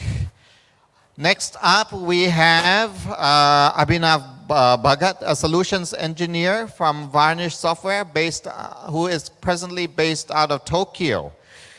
He is known for his passion for technology, excelling at big data, AI, ML, and various IBM Oracle products. And he's committed to advanced tech solutions. Today, Abhinav will be giving a talk on optimizing DevOps, scaling, and accelerating artifact management tools. All right, please join me in welcoming Abhinav. Hello. Good afternoon, everybody. I hope I can be heard properly. Okay, nice. So what we are going to talk about today is about Artifactory solution. When we talk about Artifactory solution, we are obviously, to some extent at least, we are talking about DevOps in general. And what Varnish software plays a role when we talk about Artifactory solution. My name is Abhinav Bhagat. I'm working as a solutions engineer in Varnish for the last couple of years. And I'm based out of Tokyo. So let's get started. So this is today's agenda, I would say.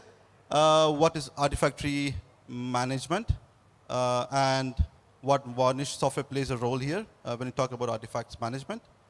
And what are the pain points for which Varnish has been introduced to some of the companies or some of the use cases where they would want to see certain kind of optimizations. What kind of optimizations? We'll surely talk about it going forward.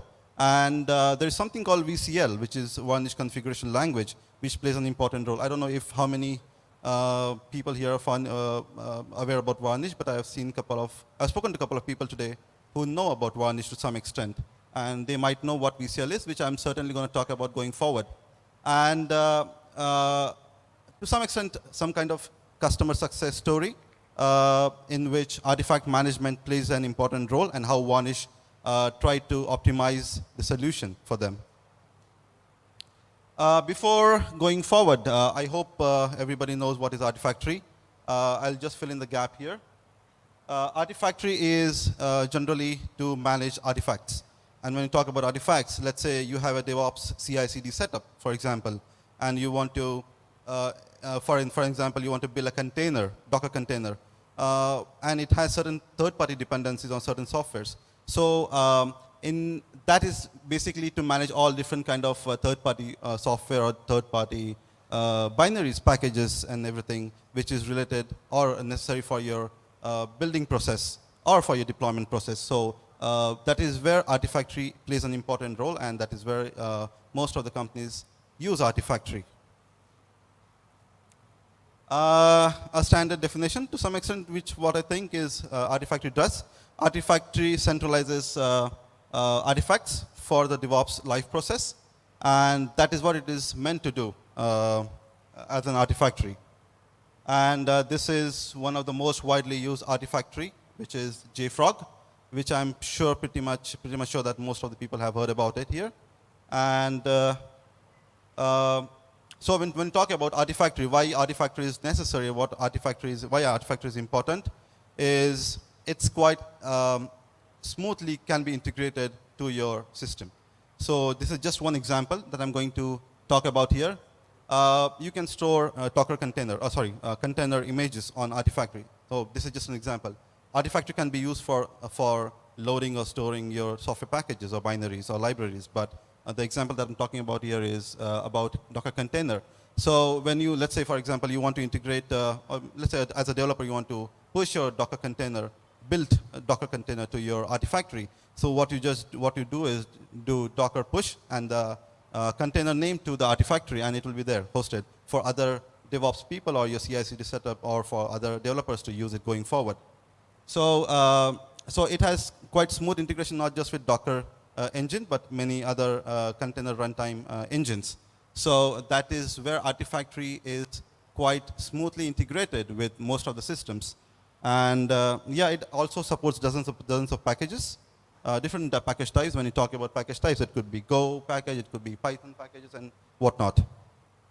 Yeah, so why do you need Varnish? And it looks great when you just want to use Artifactory. Why do you need Varnish? Yeah, why does our clients need us in this case? Because Artifactory is doing what it is supposed to do. So this is Varnish Cache and Varnish Enterprise. This is our sweet bunny, I would call. This is where people identify us as Varnish Cache and Varnish Enterprise as a product. Just going forward, before going forward, I would like to talk about a bit about Varnish. Varnish is being identified and recognized as a leading HTTP content delivery software that helps people to build their own content delivery solution. And when you talk about content delivery solution, it's not just the private CDN that I'm talking about. It can be used in multiple different use cases for caching APIs, maybe, or caching the static websites, or dynamic websites, or even for live streaming, VOD, OTT, what you call it. So anything which is HTTP, Varnish is used in most of the cases. Yeah, so I wanted to talk about one more point, which I didn't add it here. So Varnish has been widely used as a content caching solution in around 10 million and more websites. So it's quite familiar and known in the developers world for caching as a caching solution. Again, why does clients need us? And what type of problems we are talking about here? So imagine you have a customer who is maybe using AWS, for example, or some other cloud solution, and they spin up huge compute instances, which and the next step for those compute instances maybe is to build something to as a package to fetch it from the Artifactory. And spinning up such huge computing instances, it definitely means something for a company in terms of cost and efficiency. When you say what type of effects it might have, so this is what it is. When you spin up computing instances, you definitely have to bear all this cost in mind. So hardware cost, compute cost, networking cost, maintenance cost, and obviously when you have something high computing instance that you want to spin up, you definitely want to consider licensing, especially for Artifactory, like for example JFrog that you're using. So yeah, so these are some of the cost optimizations for which Varnish is being considered as one of the caching solution. Yeah, so these are some of the pain points that I just spoke. Performance that is quite an important for the performance, which is quite an important parameter for a company to perform well, and cost and scale. And how scalable the Artifactory might be, it depends on what kind of use cases you have Artifactory being used for. So what Varnish Enterprise does in this case? So this is what you see. You have an Artifactory solution on the right, and in between the users. The user can be a CI/CD setup. It can be a developer who is trying to build maybe a Docker image or something, or some certain kind of packages. So what you do is you place in Varnish in between Artifactory solution and the clients who are trying to interact or build or use Artifactory. When you talk about Varnish being placed between clients and Artifactory, obviously Artifactory has its own authentication system or authorization system. So how would that be addressed? So definitely Varnish has a solution to it. Varnish can be integrated again with its authentication or authorization system, not just with the Artifactory-based authentication authorization system, but also with any other authentication authorization system. So it doesn't necessarily have to be within Artifactory solution. So what Varnish does is it will try to get the data from the Artifactory and it will deliver it to the client, and it will cache it in the local Varnish server. And then next time, if any particular user tries to access the same software package, Varnish will deliver it without even reaching out to Artifactory server or Artifactory solution. So this is a short story how Varnish helped to one of our customer. The one such example that we just spoke about was what if a company or a team is spinning up huge compute instances. Similar example would be imagine a developer trying to access Artifactory images all across the globe. Let's say your Artifactory solution is hosted on SaaS, which is on cloud, and something happens. Your internet connectivity is broken. I'm not saying your internet connectivity, but maybe the internet connectivity from your local, your company network to your SaaS network is broken or is slow. If there is a certain kind of latency, what happens is, in those cases, Varnish plays an important role. So what you do is you put in Varnish inside your own company network, and you let Varnish make a talk with Artifactory. So this particular client, it was trying to access, or it was trying to create, it created traffic of around 100 to 200 terabytes per month, and it was quite a massive traffic just to fetch the content fetch the packages from the Artifactory. So the solution that the company thought would be a good idea was to place Varnish inside the company network.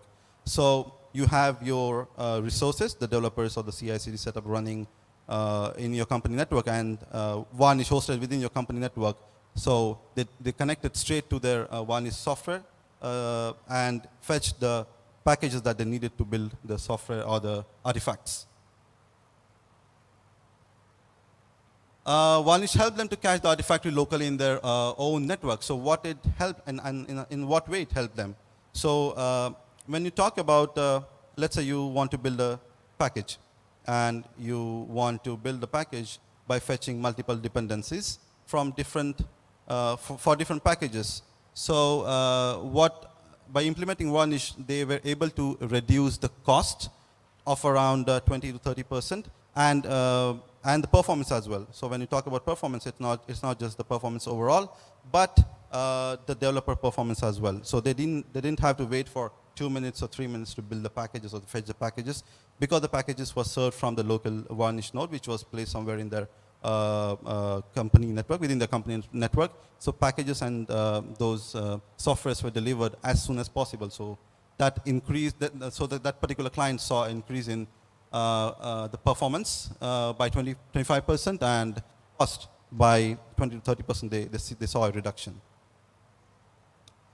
So when you talk about caching solution, why I would say Varnish is the right tool for this problem. Like I said, Varnish is an HTTP-based solution software. So it basically connects to anything which is HTTP. And yeah, so even when you talk about the Artifactory in this case, it's definitely going to be HTTP. So Varnish was designed to offload all HTTP-based applications, and Varnish is built to handle around 100K requests per second. So, and we also had a benchmark which we conducted with one of the known, quite a global company, through which we were able to achieve 1.3 terabits of per second throughput from a single Varnish node. And the standing out feature for Varnish would be Varnish has a collating feature, which is nothing but if you send out 1,000 requests, Varnish only sends out single request to your backend servers. So again, that reduces the load on the backend servers. So this is how the coalescing works.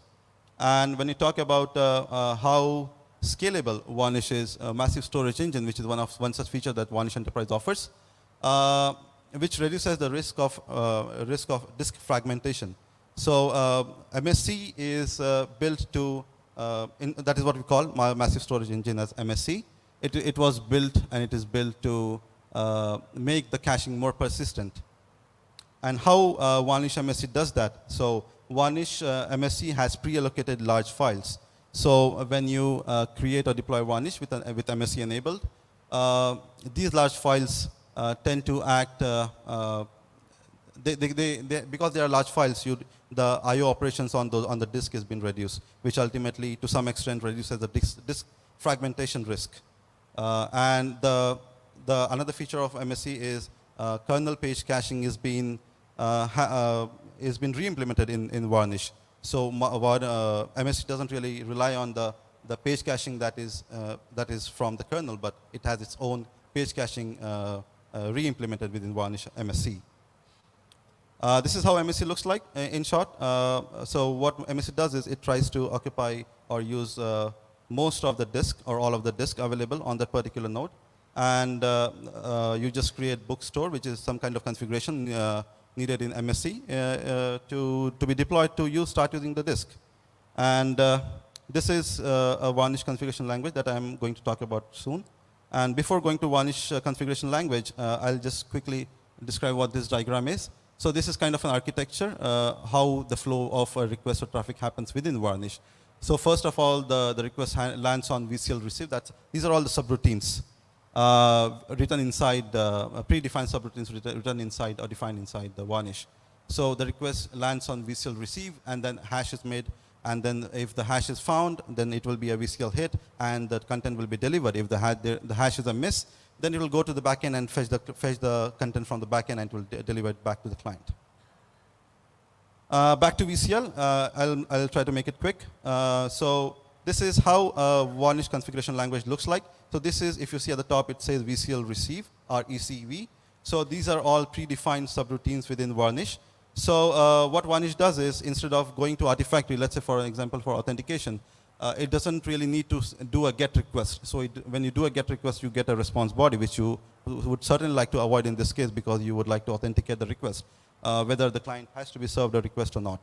So you do a head request, you get a response saying from the Artifactory, okay, the client is good enough to be served cached artifacts, or the artifact which you need to fetch from the backend, and then Varnish will go ahead and send the request to the backend servers. Or if the objects are already cached, it will derive it from the client, from the cached objects itself. And these are some kind of improvisation that our customers have seen. There was improvements noticed in DevOps performance, operational cost. Certainly that this kind of cost optimizations and performance improvement we just spoke about a few minutes back.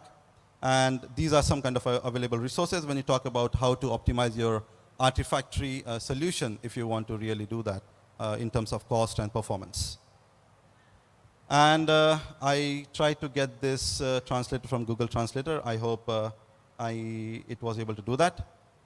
It was nice talking to you here, and please visit our booth if you feel like. We are happy to welcome you at our booth. Thank you, and thank you again. Thank you very much. Are there any questions for Abhinav? Questions? Okay.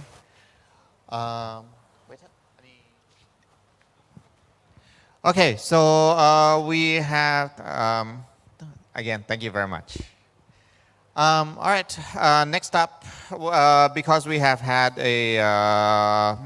some logistical hiccups, some of our speakers couldn't make it, etc., etc.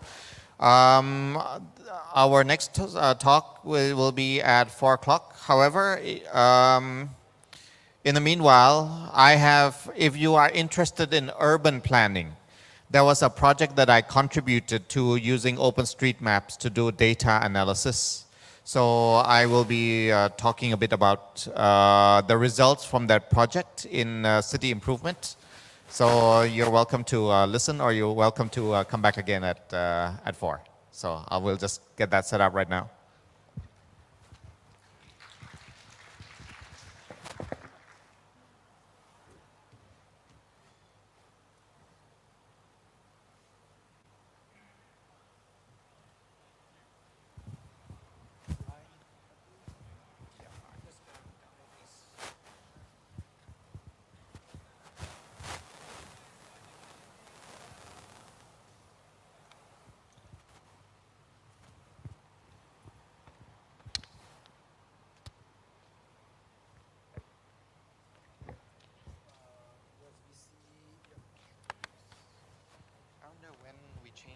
VGA. Once upon a time, everyone was like, it has to be VGA.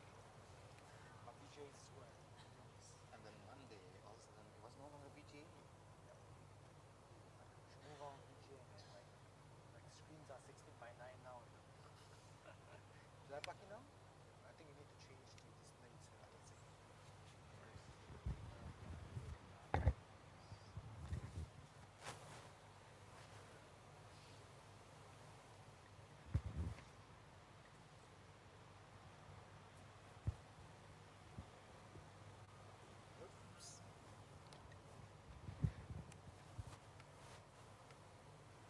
No, take it out. No, it's no, you have to turn it off. It's still showing. Sorry. No, it's still showing. All right.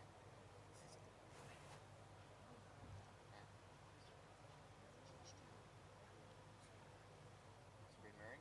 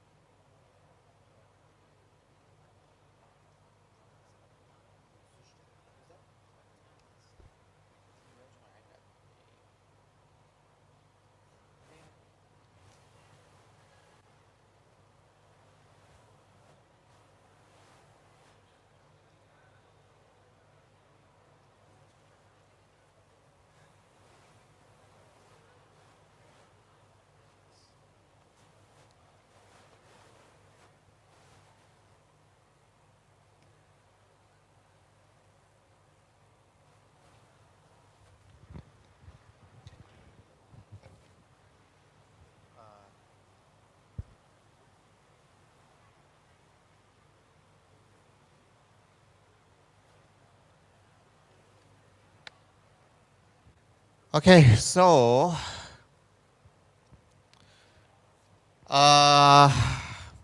this is a project. Okay, well, first I should probably introduce myself.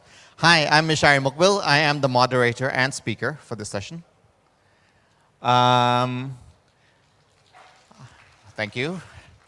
So this started off with me getting involved in OpenStreetMap. I was a big fan of OpenStreetMap, collecting data, adding data into the world's largest open map project.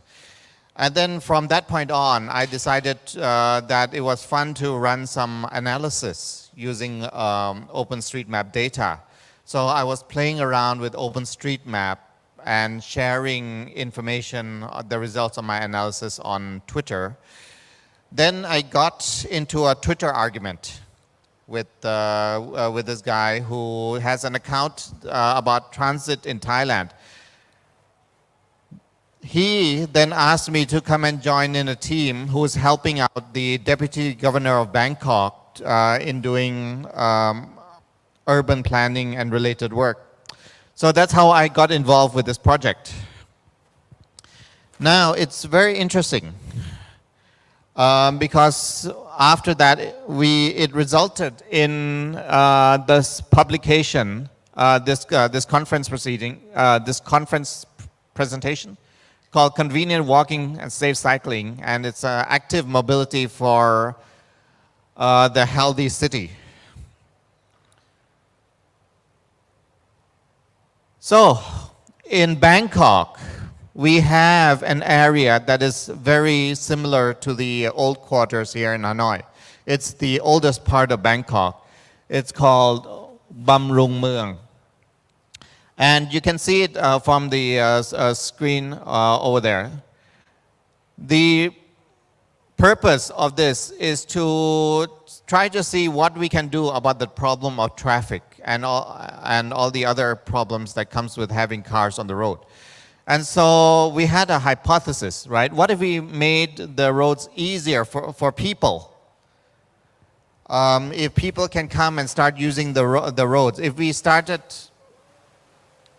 reducing the amount of space that was dedicated to cars and increasing the convenience for humans, if we design for humans, will more humans come? Will there be less cars, right? Because I don't know, who here has been to Bangkok? Anyone here been to Bangkok? One person in the back. Two, thank you. So just to tell you how bad the traffic is in Bangkok, last week a friend of mine was coming to a party. They were 1 kilometer away from the party venue. They sent a message into the group room, hey guys, I'm 1 kilometer away.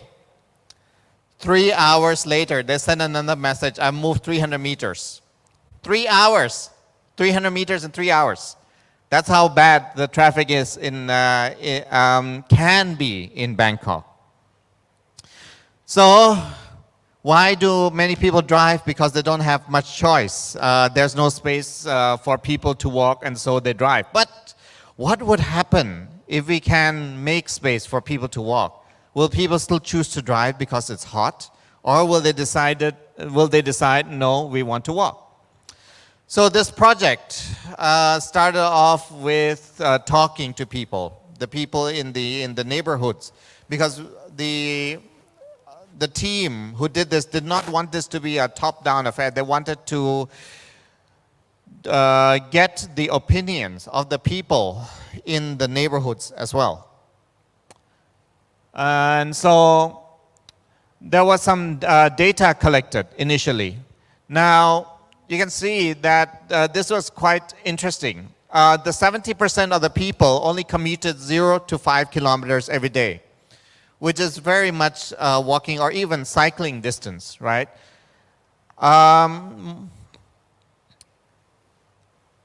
In the bottom, we can see that the other interesting thing, people who drove had the most number of NCDs. I think it's non-communicable disease. Basically things like diabetes, heart problems, etc., etc. So 36% in cars, 31 for motorcycles, 29 for taxis and walking, and 0 for bicycles. Of course, it has a lot to do with the data size and the demographics as well. But it's interesting nevertheless. The other thing that we see is that the people who drive spend the most amount of money every month. So that's a huge cost, right? While the people who cycle spend the least amount of money. So here are some photos. I think parts of it will remind you of Hanoi. You can see over there, narrow sidewalks, huge open intersections that is almost impossible to cross, and shops blocking the sidewalks. And so there were a bunch of studies done, right? This is very much data-driven. So there was an analysis on the road accident rate. We did a traffic simulation, urban morphology study, and we pulled in a whole bunch of data. And so out of that, it was decided to do the following treatment, right? It was decided to increase the amount of surface that is available for the pedestrians, make the pedestrian crossings more visible, and add in bollards in order so that people can walk more easily. And this design was again taken back to the community. So out of that, 93% said that they agreed with the design, and then 66% said that they would walk more. So far so good. And this is some example of the treatments done. This is a Dinsaw, right? The neighborhood. So what you see up there used to be a parking lot. So they had put in, what's the word? Barriers, metal barriers, which then was upgraded to a bollards. So this is practically unheard of in Bangkok, right? Because it would always be in how do we improve the flow for cars. But for the first time in Bangkok, it has been, okay, we are going to basically say, forget about the cars for now. Let's try to improve things for humans. And so that is what has happened. And in Mahanop Road, we can see there was a lane reduction, curb extension. What that means is that we make the curbs narrower. You can see the image at the bottom. So there's less space that you need to cross over and have to deal with the cars. And when you make the turn circles narrower, then the cars have to slow down as they approach, which makes it safer for pedestrians. All right? Remember, from 1970s, everything was about how to make the cars go as fast as possible in Bangkok.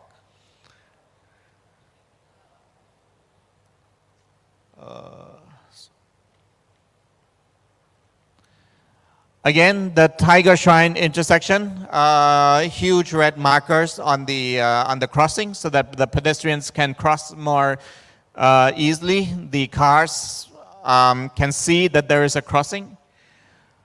Tanao as well, creating a lane markers so that people can walk. Sometimes it doesn't actually have to be a physical thing. Sometimes it is only a psychological. So if the cars can see a line, then they move away from it and make space for humans and cyclists.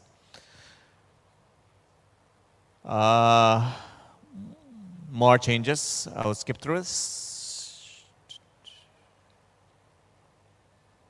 This is another concept in Bangkok, a road diet. So rather than increasing the number of lanes, they actually reduced the number of lanes and provided parking space.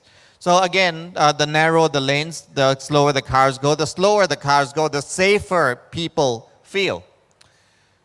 So let's go to the data. These are the results. You can see before and after treatments. So the number of pedestrians went up from 21,000 people to 25,000 people. And in some cases, you can see, for example, Tanao Road, the third one down, went up from 2,950 to 6,000 people walking along those roads. And there was some of the roads here were controlled as well, which means that it's in the control roads, the numbers were unchanged. However, in the ones where we performed an experiment, the number of people walking went up by 100% in some cases, which shows that really if you design for people, people will start coming. And here's some more information there.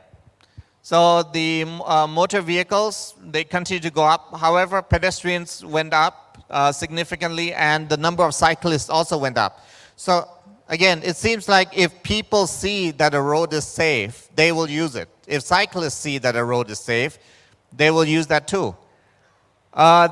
Motor vehicles still continue to be mostly the same and same number, and that's kind of okay as long as there's alternatives for other people. Yeah,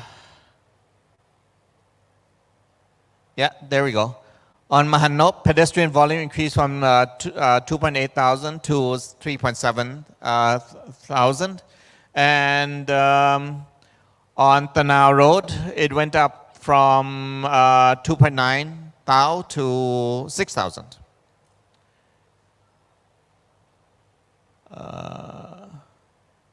So there seems to be a correlation, right? These numbers are very, very, very preliminary, of course, because of the data size, etc., etc.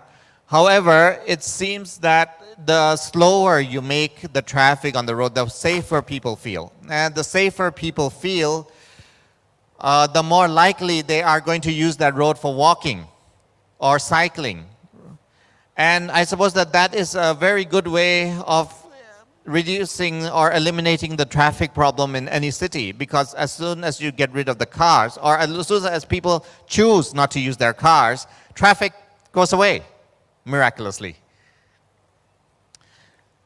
And for a city like Bangkok, where there's something like 4 times as much cars as road capacity, this looks like a good strategy. So once we have reduced the cars, what else can we do? Pop-up space. We can reuse those spaces that were formerly dedicated to cars to do various community spaces, right? And recover it and redesign it for humans. And this attracts more humans. And when you attract more humans, it becomes nicer. People like mingling with other people. People like seeing other people walking around. And cars get in the way of that. And as soon as you start taking cars out, then the people come back. And basically what this has started doing is that this has started to revitalize the local economy. So from that, the key takeaways, if you plan for the most vulnerable road users, right? Because humans are vulnerable. Cars are cages of steel that weighs 1 or 2 tons. What if you design your cities to make it safe for humans, people walking, people on bicycles, people in wheelchairs? Then everyone wins. The next thing that we figured out is that it's not just okay to design the road to make it pretty, but then from the data that we gathered, the road has to connect. If the roads connect, then as a network, people will flow through those connecting points.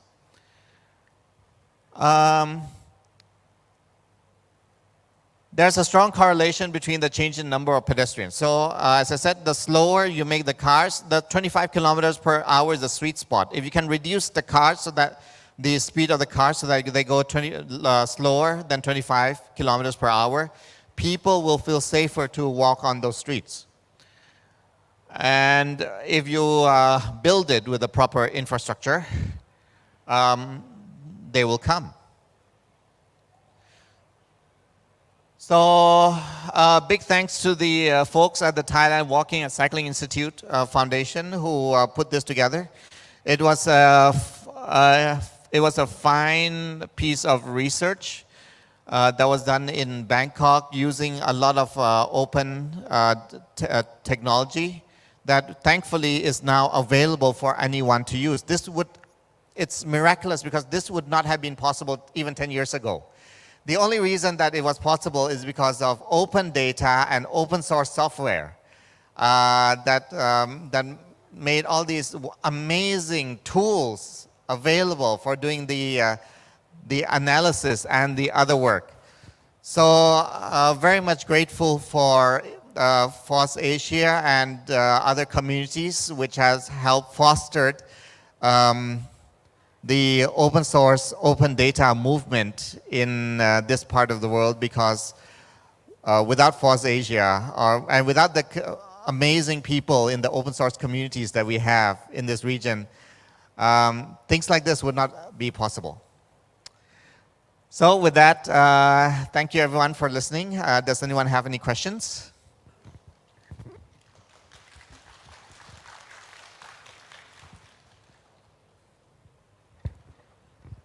Okay, well, you're welcome to ping me. Sorry, was that a question? Do you have a question? Yes, I see it's a very potential project. Would you like to speak into the mic? So the people at home can hear you as well. By the way, this is another key member of the open source community, Mr. Tun here. We've been friends for a long time. Yeah. Okay. I think it's a very potential project. It can be here in Hanoi. Yes. So I would like to ask you if you can work together with Hanoi committee to get the project to Hanoi. Yeah. Yes, I think we will be most happy to do that, Mr. Tun. The other thing that we have done out of this is that we have formed the Bangkok Urban Cycling Alliance. Shameless plug there. But the whole idea is to promote the notion that it is very much possible to walk and cycle in Asia. It's not necessarily too hot, but the reason that people don't do it often is just because of the bad design. If you design the spaces properly, people will walk, people will cycle, and life gets better for many people. All right, so with that, we have another 20 minutes before our next talk, so feel free to walk around, stretch, unless anyone else would like to give an impromptu talk. If you do, you're most welcome to fill the slot. But otherwise, thank you very much, and see you in about 20 minutes.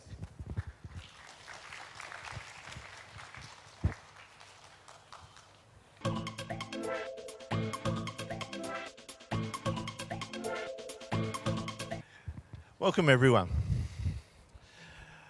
So the reason I'm giving this talk today is because I actually did this for the MariaDB Foundation, and that's as much as a bio intro as anyone really needs. So the lessons learned from here, there's to make containers part of your core infrastructure, you first have to make sure that containers are a product of your software project. So to be a product, it has to be a container that is usable in its intended environment for whatever reason, scope that is for your project. So obviously to get a container that's usable, you need to have the skills and follow the container best practices guidelines, and that'll get you a good way into sort of not being inundated with bug reports and feature requests when you push out your first container. And it certainly will help the backwards compatibility for the users, because otherwise they get something, you totally rechange it, and they need to work out how to use it again. So try to get it right first time, or as close to practically possible. So in this example, this is a MariaDB container. It does the things a database container should do. It initializes a database and listens for a connection. What that means for you might be totally different. To be a product of a container, it's like your code, whatever that means. You need to accept bug reports and feature requests. You need to help out users. You need to give release notes. Now, you write up release notes and it sort of says what changed in the release for the container. Honestly, I'm unclear as to whether users would actually ever read this, except if they had a problem. But you know, if they've got a problem and want to know what went on, at least it's there for them to read. Going along with this, on release notes and just generally being a product, writing some documentation, write up some frequently asked questions, because you will get the same question over and over again as you do containers. Write how to get help. There's a whole bunch of people that consider, you know, bug reporting things as like the place to get help. That may not be the case with your community. The other thing, to be a product, you need to have continuous integration around it. So this is from MariaDB's CI system. We build and test that the container can be run on every server commit that goes in. Obviously, to be a CI system and have tests around it, there has to be tests around your container.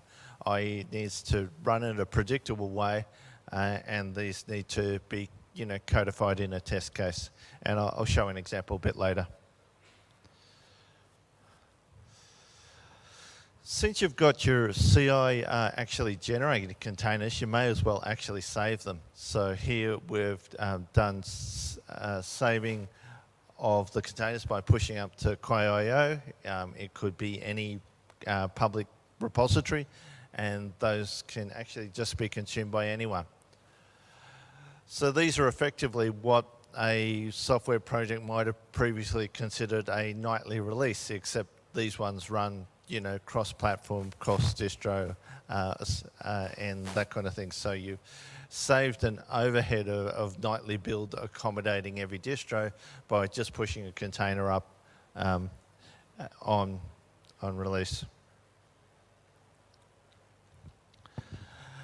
So while you may sort of test containers or provide the containers externally, I guess it's also important if you've got important user bases like, say, WordPress for MariaDB, to test against MariaDB's tests there.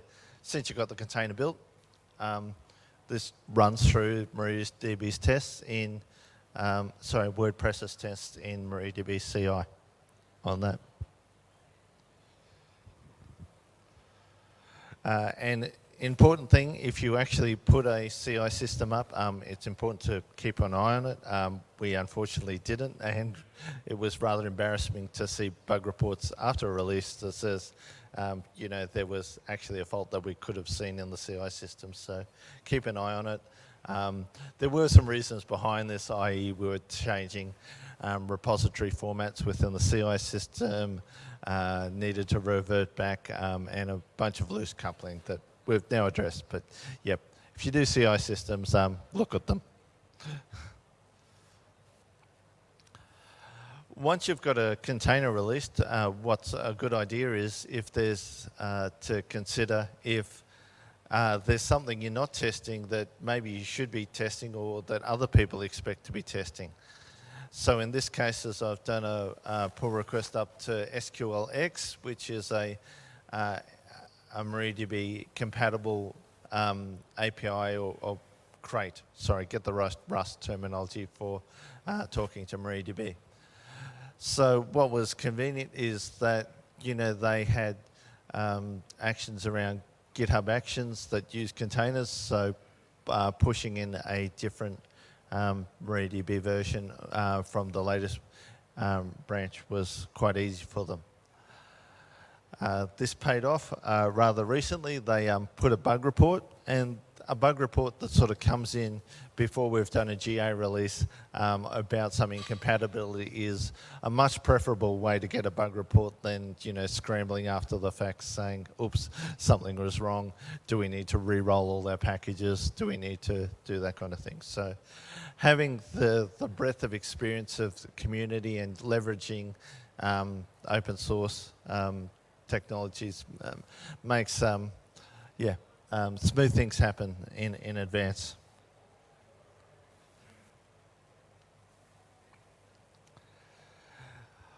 What can also happen is users can actually see these containers. So in this case, a user puts in a bug report, says, I've tested on the very latest version, i.e. the version that's in the Git repository. So it's not often developers get that. Sometimes if your release cycle is between 3 or 6 months, they go, have I fixed that or have I not? Getting a bug report from a user saying, yeah, it's still a bug, it's still there, does matter. What's better is you can sort of do a fix, and in this case the fix was within 2 hours, and where was the container? Well, it was in the CI system being produced, so they could actually have a workaround, which is, I thought, a pretty good turnaround for them. There was a glitch in the CI system, so I had to trigger stuff manually, but yeah, that's the general principle. Once you got it there, it's easy to move forwards. So how is this done? On the repository for the container system of MariaDB, there's 2 main branches. There's a next branch and there's a master branch. So the next branch actually refers to where we put actually new container features. If we need to change the container because the server changed a different way slightly, in that kind of thing, that can be put there. The master branch is there so that if we need to do a security release for whatever reason, That's just going to include a security fix on that branch. So we're going to release it from the same code base that was there previously. Obviously, with the BuildBot, we're going to actually be testing against the next branch. So all the containers built are on the next branch.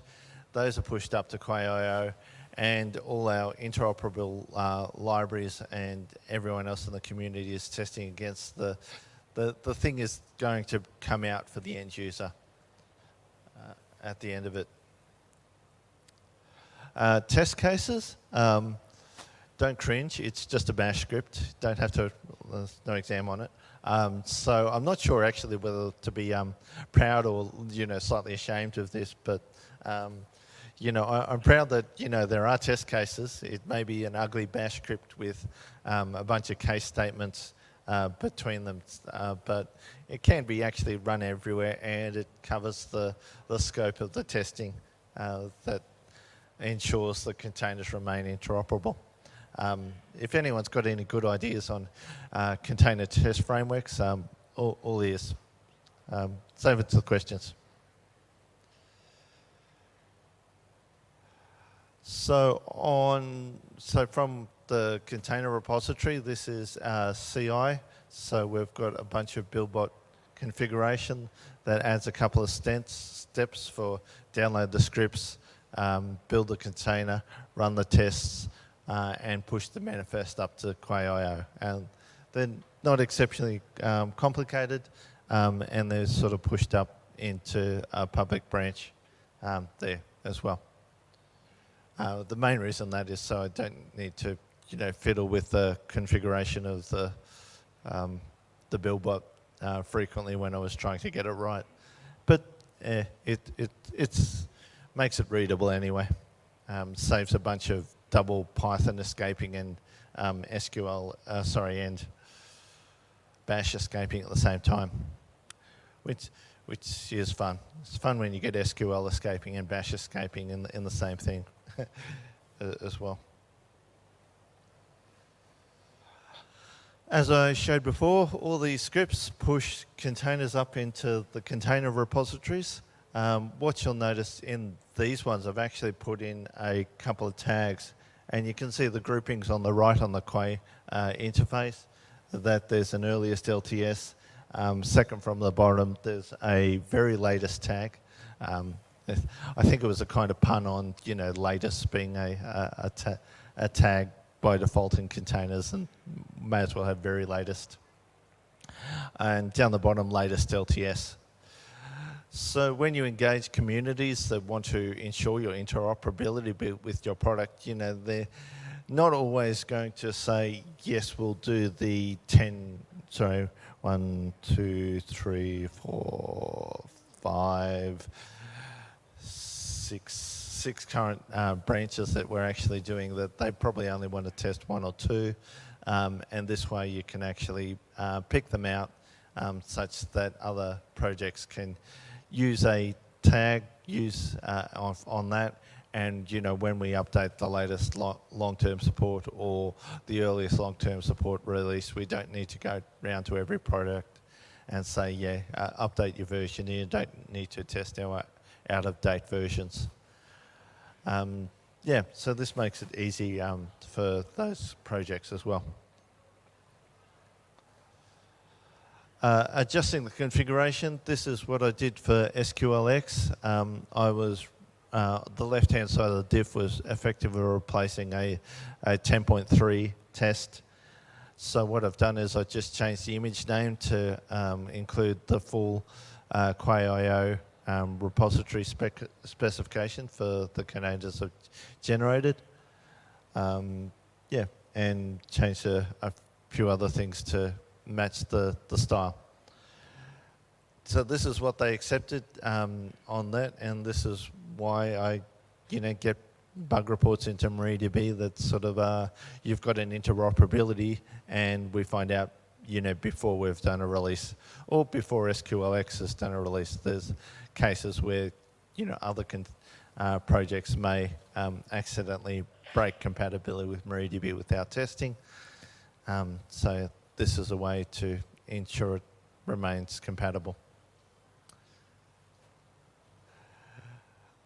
To convince an upstream repository to do tests, a Quay.io repository that sort of says, you know, we built this on every commit there, needs a little bit more of an exclamation, because it's like, you know, am I going to get a CI system based on Quay.io images that you're producing that are just you know, testing around with code.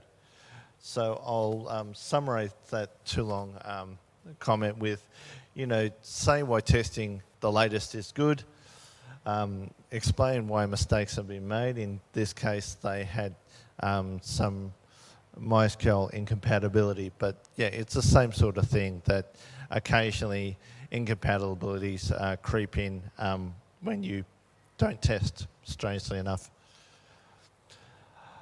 What you're also saying, and what I was getting at before, is you're getting the latest tested version of the code. We're not pushing things into these branches because they're half-baked.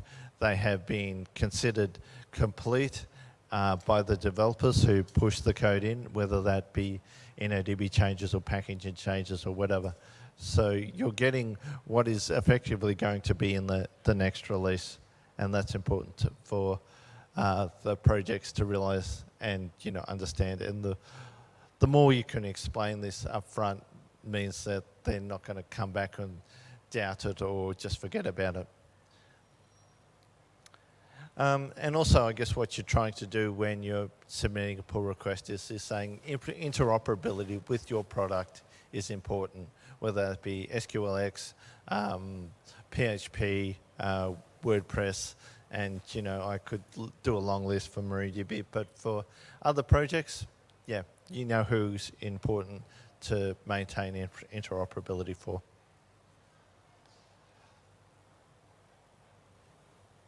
So, yeah, while you're actually being able to produce containers and sort of you push other people to do it, you may as well write a blog article about it and see if anyone just does it on their own. See if anyone realizes that, you know, our interoperability with MariaDB is important. And strangely enough, when you look at the logs, you see funny artifacts like this. It's like, obviously, the OpenShift community realized that their interoperability with MariaDB was important, and they just started using the containers because, hey, they're easy to use. So that's all I was going to present today. Are there any questions on, you know, containers, MariaDB, interoperability, anything? Excellent. Okay, thank you very much. Thank you.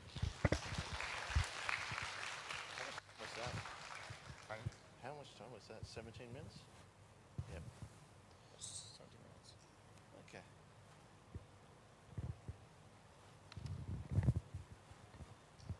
Okay, so I suppose we now have a 13 minutes. Yes? Yes, one question, please.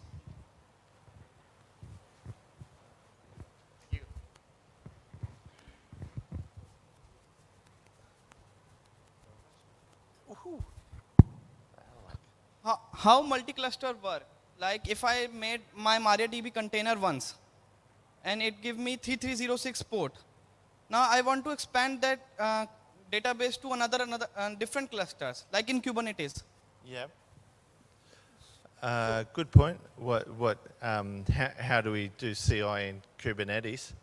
Yes, like CI is done. Yep. Like I can pull the image from Quay.io, and that I can make my whole CI/CD pipeline. The issue is that when it's time for delivery, I want multiple database which can in sync. Right.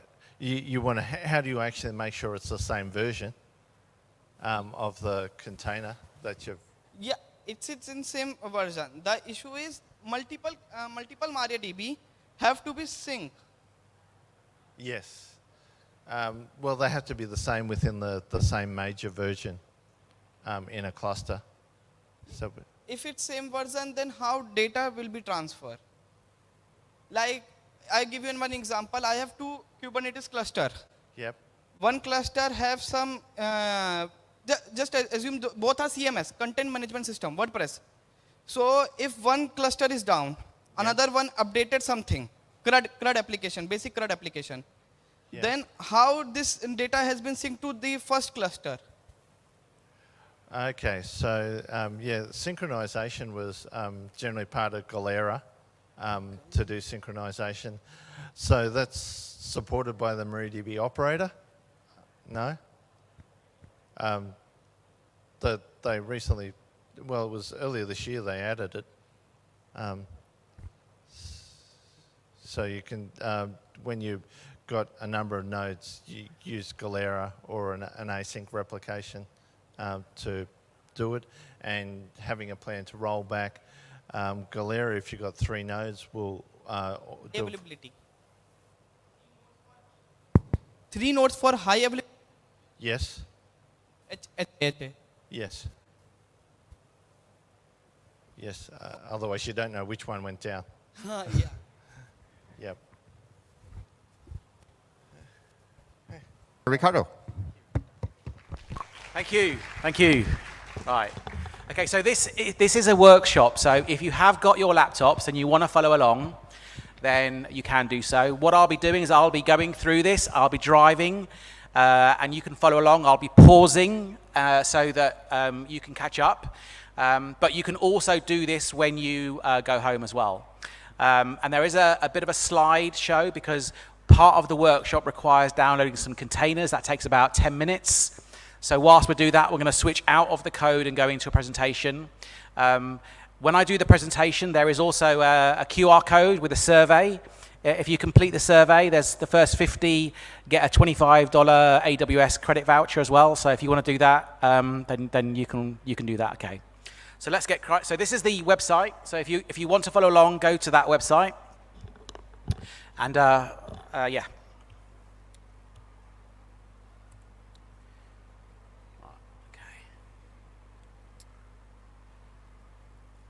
So when you go to that website, it's a GitHub repo. There is this markdown document which contains the workshop, and I'm going to follow through it every step, showing you what it looks like, and you can follow along too. So the first thing is actually we need to install some software on our machines. The workshop is going to use containers. So we're going to use Docker or another container developer tool called Finch, which AWS produced, I think it was last year. And it's like an open source developer tool that is equivalent to Docker. So you can run the same commands you do with Docker, but it's an open source, the NCF project. So when I'm running through this, I'll be using Finch, but equally it will work as well with Docker. Now, one thing I realized when I was doing the workshop is that I've tested it on Linux and I've tested it on Mac. I haven't tested it on Windows. So there is a file here which should work for anyone who wants to follow along with Windows. Unfortunately, I haven't tested it because I don't have a Windows machine, so if anyone is following along with Windows and it doesn't work, please come and see me and help me fix it. So what we're going to do is we're going to go through, because I think learning Apache Airflow is best done by actually going through an example. So I'm going to go through a very simple hello world example, and then we're going to build what I call the ultimate joke repository, because who doesn't like jokes? I mean, I don't know about you, but I am absolutely crazy about jokes. And so what we're going to do is we're going to build a repository that will allow us to use Apache Airflow to create the tasks needed to capture jokes on a day-to-day basis and store them in our mega joke repository, which is going to be stored on a Postgres database. So this is what we're going to build. And so the first step is actually checking out the repository. So I'm going to just keep switching between this and my VS Code. If you've got another IDE, you can use that as well.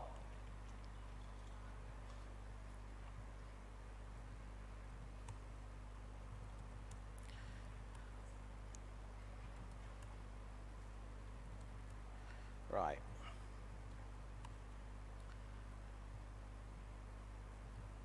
So I've already got one, but I'm going to just so that I can do this and show it's actually working for real. We're going to actually do it.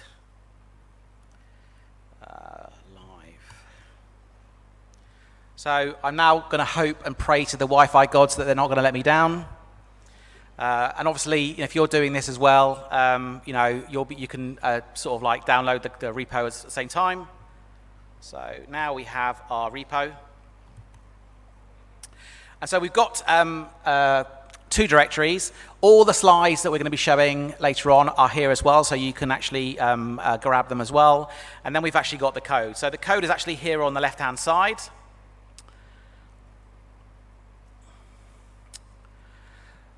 So the first thing is we're going to use this project that AWS kind of launched a couple of years ago called Nguyen Local Runner. And it's one of the easiest ways to get started with Apache Airflow. So like I mentioned, the dependencies for running this is literally Docker, Docker Compose if you want to run Docker, or just Finch if you want to run Finch. Now, if you're on the repo, you can actually click on Finch. Actually, let's do it here. Where is it?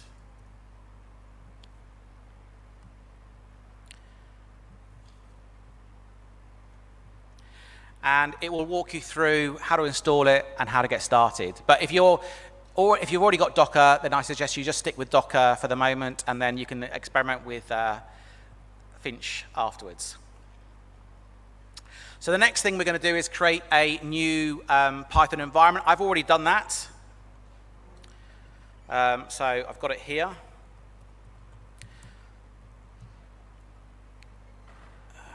is it?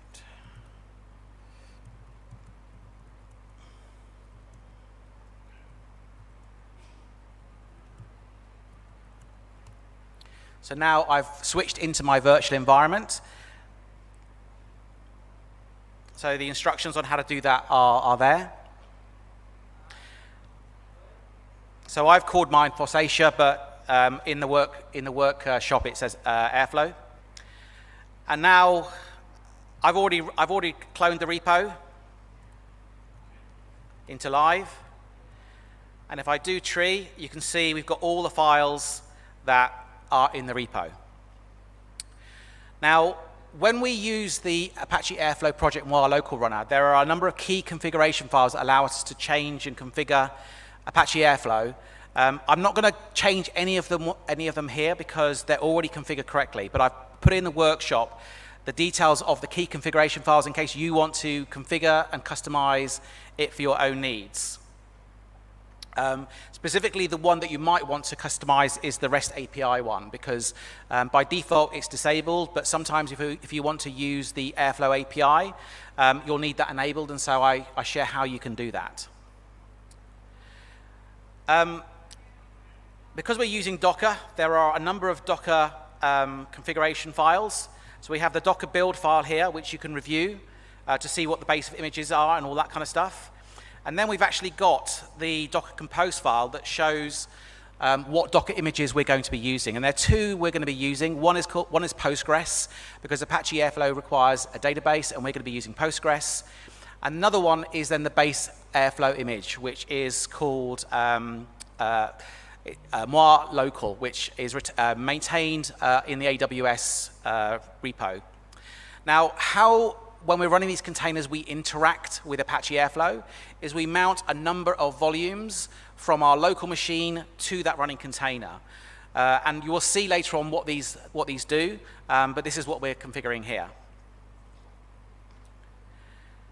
Now, to actually start the process, what we do is we run a script. And this script is here. This is the Windows one I was talking about. So I hope it's going to work for those people who are following along with Windows. But what we do to run it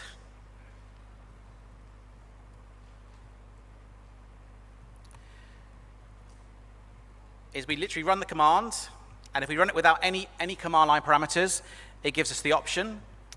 And then if we run with the build parameter, then it's going to go away and start building the repository. And what I've got here is actually the process of doing that. Now, at this point, is anyone following along? Yeah, okay, cool. Right, so this is going to take about 10 minutes. So what I'm going to do is I'm going to switch out of the workshop mode and go into presentation mode. and try and give some theory about Apache Airflow so that we use the time effectively. So let's go back to here. Right, so Apache Airflow. Can you put your hand up if you've heard of Apache Airflow, the project? Okay, a few. Okay, right, so good. For the rest of you that don't know about it, I'm going to give a brief history into Apache Airflow. So I've been working in open source for about 20 years, and one of the things that I love about open source is how developers come together to scratch an itch. So they have a problem and they want to solve it with software. And in 2014, 2015, the data engineers at Airbnb were having problems with how to manage the various tasks in building their data pipelines. So like all good developers, what they did is they created a solution to solve this problem, and that solution ended up becoming the first version of Apache Airflow, and it was open sourced, I think, in 2016. And so that's kind of the origins. It was designed by developers to solve a specific problem, which is how do you take all the tasks that you need to do your data engineering and orchestrate them in a more effective way. And so it brings this kind of this term called orchestration. And what we mean by orchestration in Apache Airflow is how do you coordinate a workflow and all the tasks needed in a way that allows you to manage it in an effective way at scale. So if you think about the key point of Airflow is that it's a workflow orchestrator, and a workflow is a collection of tasks that you have to do a job. And we describe Airflow workflows in Python code. So this is a very simple example, and we use some of the Airflow classes to define a workflow, which we'll see when we come in to do the hands-on bit. And each workflow has what's called a unique ID, a DAG ID. So a workflow isn't a workflow unless we have tasks that we want to orchestrate. So in the example we're going to look at later, building a joke repository, we have 3 tasks, which is 1, to build the database, 2nd task to get the jokes, and the 3rd one to put the jokes in the database. So any workflow you have, you can break down into tasks. And like a workflow, each task is defined by a unique ID. Now, Airflow uses a thing called operators to make your life as a data engineer really easy. So as you're building your workflows and you're identifying tasks and creating tasks, what operators allow you to do is, rather than have to know the deep internals of connecting to all the various systems, such as your databases or your AWS environment, operators take configuration items. You provide the configuration items, and then it does everything else for you. So you no longer have to be an expert in, say, for example, how to interact with Amazon Redshift. Or if you want to store data in MariaDB, you can use the MariaDB operator to connect easily to MariaDB without having to be a MariaDB expert. In addition, there are special operators within Apache Airflow that allow you to store connection strings and passwords, which means that as a data engineer, I no longer now have to worry about how to connect to my services or managing the credentials, because they could be managed by the security team or the operations team, and I just get told this is how you connect. And we'll see that when we do the joke demo. Now, one of the beauties about Apache Airflow and why it's so popular is that over the last few years, thousands of open source developers have joined the community, and they've created hundreds of operators. And if you look at this list here, the systems that you work in, day out, are probably on that list. And these simplify how you build your tasks and your workflows. And because it's open source, of course, it means you can use your own, you can create your own ones. You can either fork the existing ones to customize them for your own needs, or if you have a new system, you can build your own. And this is super powerful And one of the reasons I think that Airflow has become so popular because of this extensibility in how you can plug in easily new operators to connect to different systems. And so what Airflow allows you to do is take those tasks that you have that are using operators and then put them together into a workflow. And this is kind of what it looks like. You know, you define your specific tasks, but you have to figure out, okay, there's a relationship, there's a graph of how your workflow starts. So it starts with one task, it might fork into multiple branches, but you define using Python language that relationship. So either using the greater than or less than sign, or the set downstream or set upstream. So again, this is all happening in a Python file.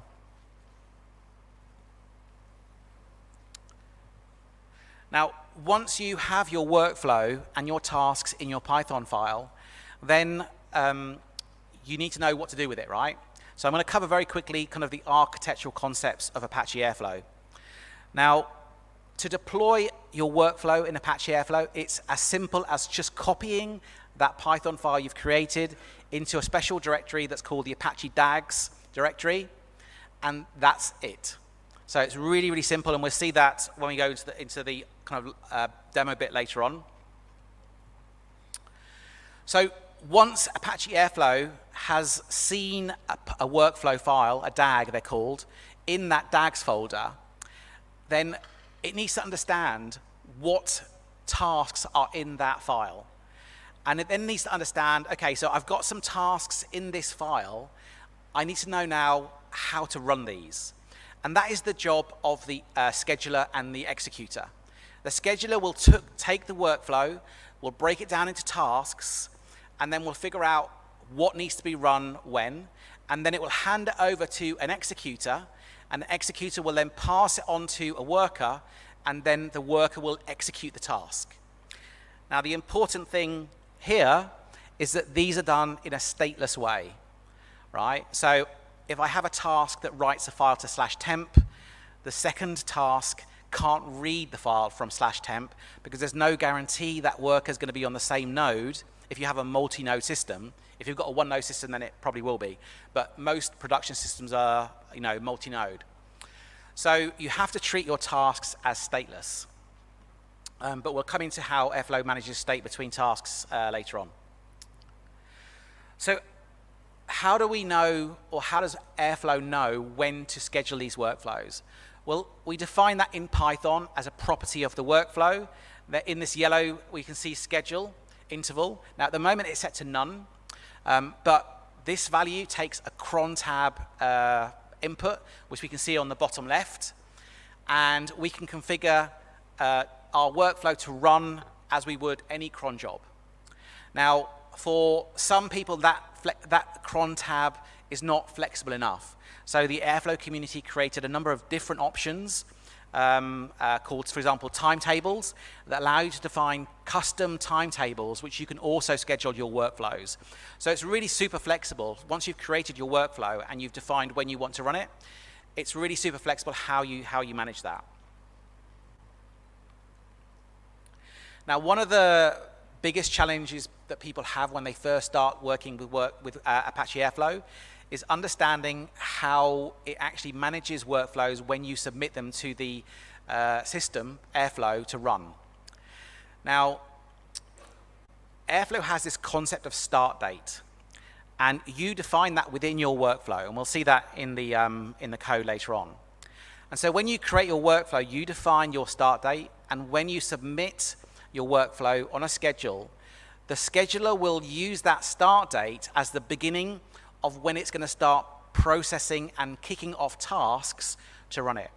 So if my start date, as in this example here, is 2022, and my schedule is once a day, it's going to run over 700 tasks before it gets to today's task, right? Because I've scheduled this 2 years ago. So that's something that people, when they first get to grips with Airflow, struggle to understand. But you can disable that behavior. Here it's enabled by true, but you can set catch up equals false to disable that. But it's also one of the big, kind of like, I think, one of the most powerful features of Apache Airflow.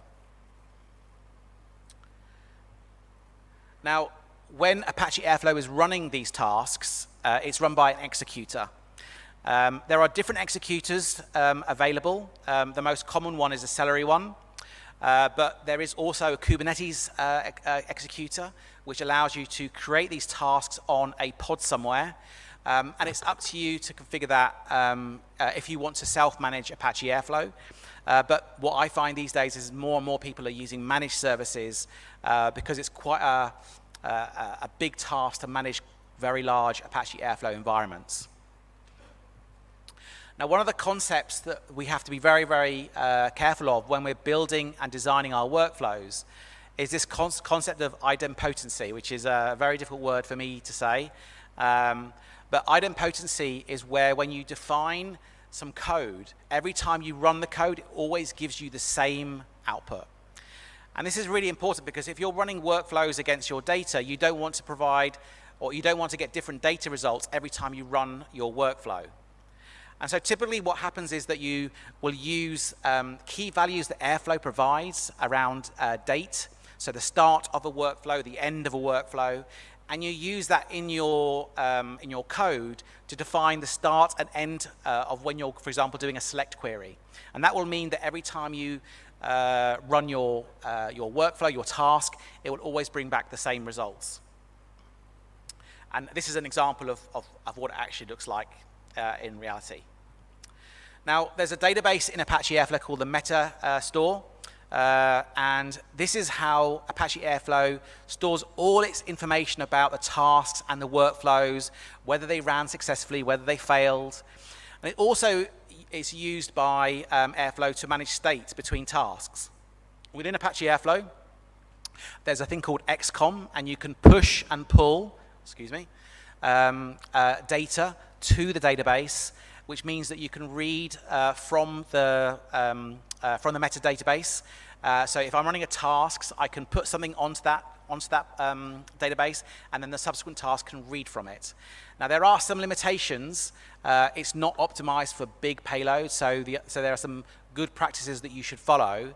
But for managing things like queries or IDs of state or the location of a file, it's perfect. And then kind of the final piece of Airflow is actually the UI. And this is one of the reasons why I think Airflow initially was very popular, is because when you're creating workflows with these tasks, the old way of running cron tabs was terrible, right? It was really difficult to know and manage all the different crons you were running. You didn't know, for example, whether they were successful. And as we'll see when we dive into the Airflow UI, it's actually very, very nice. Right, so that is enough theory. I don't know if you're building the workflow container down there. Is it finished yet? So it's still doing it.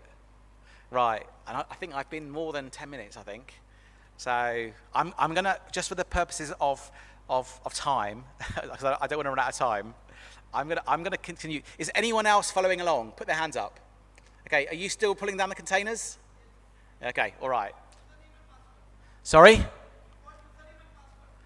It's asking for a password. Oh, the password. The password we'll need later on. So don't worry, I'll give you the password when we get to that stage. It's just finished, is it? Okay, so you're back to the command prompt. Okay, good. Well, I'm going to use you as my benchmark. So we've got one person, and we're going to go back to actually now the overview. So what we're going to do is we're going to start off with a very basic hello world, starting Apache Airflow, stopping Apache Airflow, just to kind of ease into before we actually build something.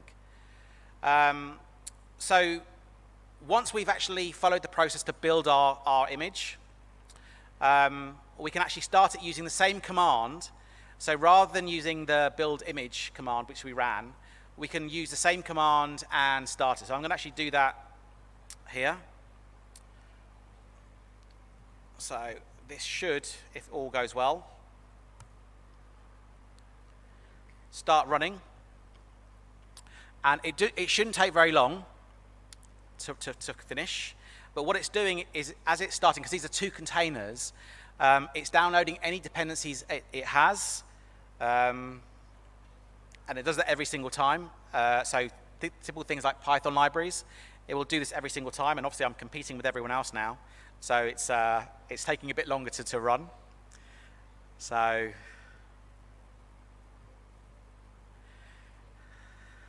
there you go, it's doing it. So whilst this is running, one of the things that as you start building your workflows, you need to optimize the kind of libraries that you're running. So some people, what they do is they bake these into the core images to make this kind of startup a lot quicker. Right. So it's actually finished now, and this is the proof in the pudding, whether it actually now works. Once the container image is started, we should be, famous last words, we should be able to access it on localhost. Oh, look at that, it worked. Although I'm going to log out, because obviously it remembered me. What will happen is when you go onto it for the first time, it will actually just come up with a login prompt. So I'm not sure, have you got that? Right, okay, so the details are admin and test. So not super secure, but this is only demo test. And in the repo, I tell you how to configure that in one of the configuration files. So once we log in, we can see that, interesting. Why?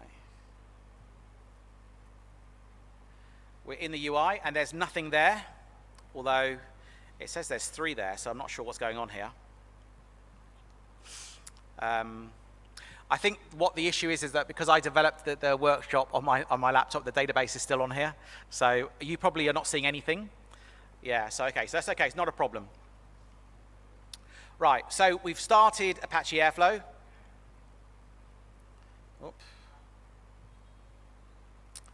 And again, in the workshop, I've provided instructions on how to start that and the kind of input and output you'll expect to see.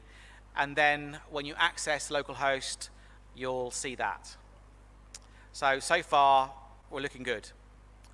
So we're now going to create our first workflow. And in the actual repo, there is a directory called workflow.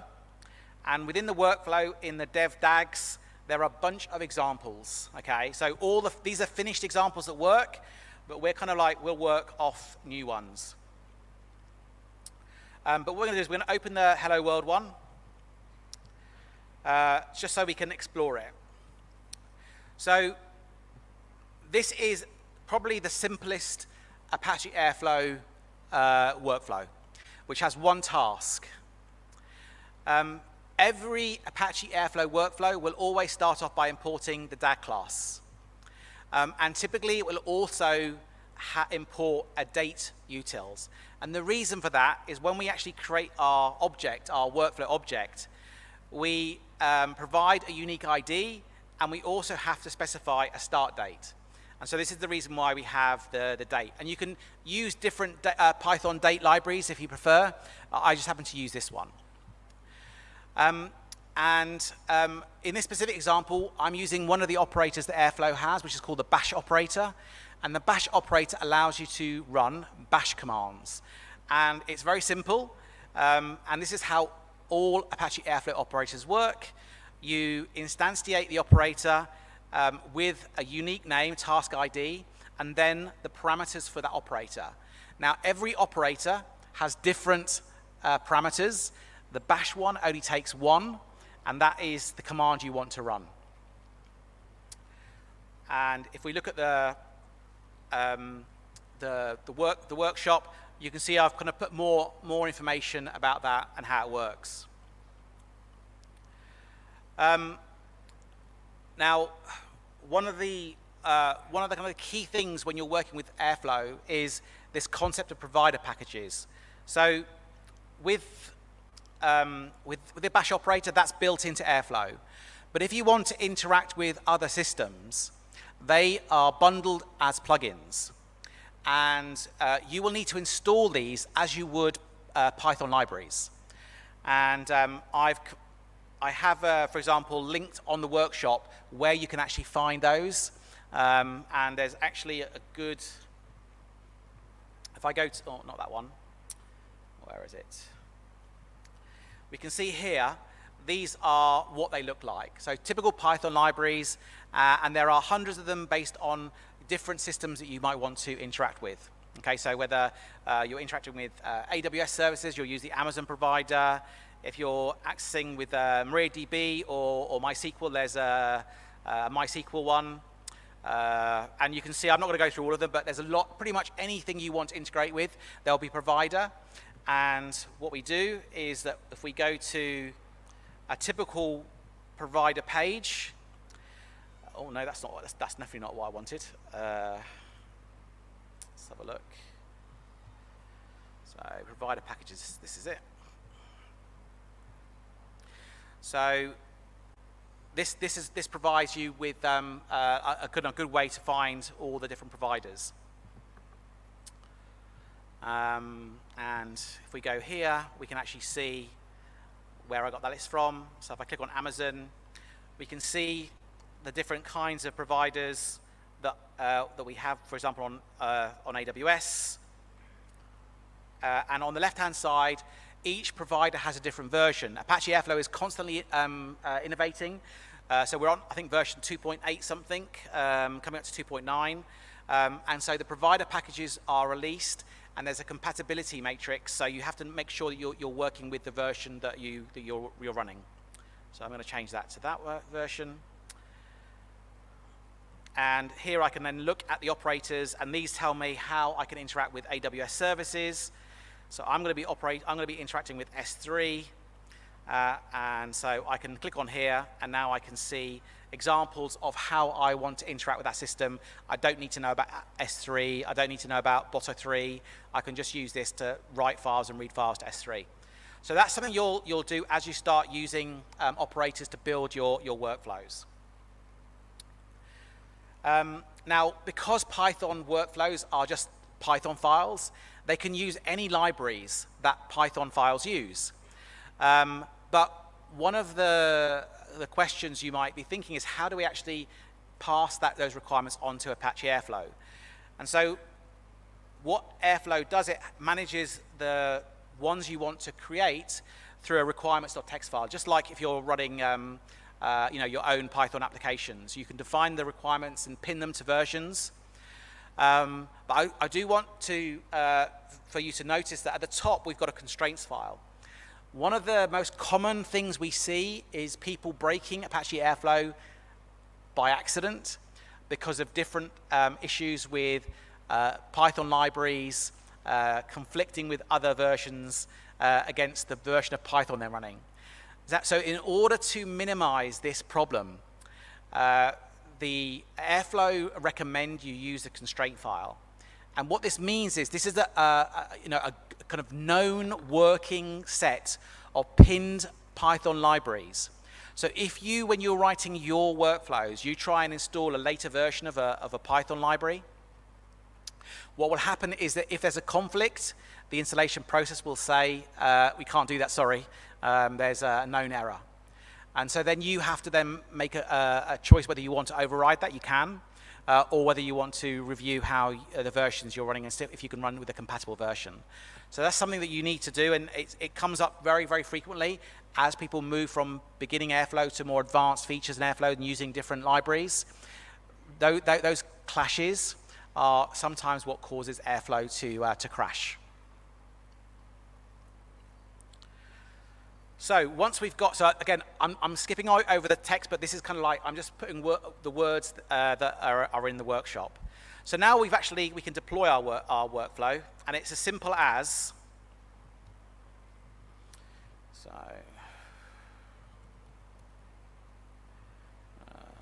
have a look.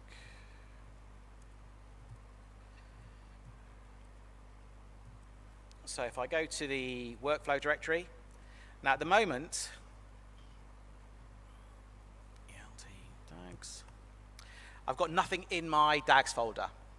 But if I go into my dev DAGs, I've got my hello world there, so I'm going to copy the hello world. what's going on. Dev. Hello world.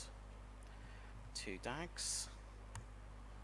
So I've copied it into that folder, and if the demo gods are kind to me, I hope. I'm not sure why it's not. Oh, it's not a good sign. This is not a good sign.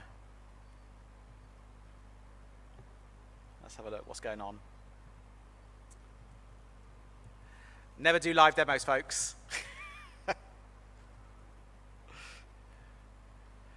Right, well, that's a mystery. So what I'm going to do, I'm going to come out of this.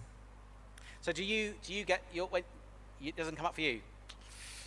Oh, this is not good. It does work, I promise you. So I'm going to show you. Right, so here's one I preferred earlier. Finch, start. Right. So when you copy the DAG into the DAGs folder, what will happen is there's a process in Apache called the scheduler. The scheduler is what's reading that directory for new files, and it will parse the file, and then it will present it in the UI once it's there, obviously, when it works.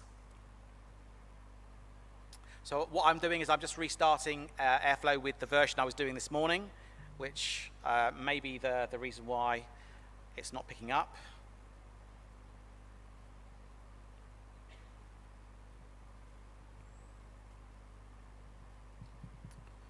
Right, okay. And there we go.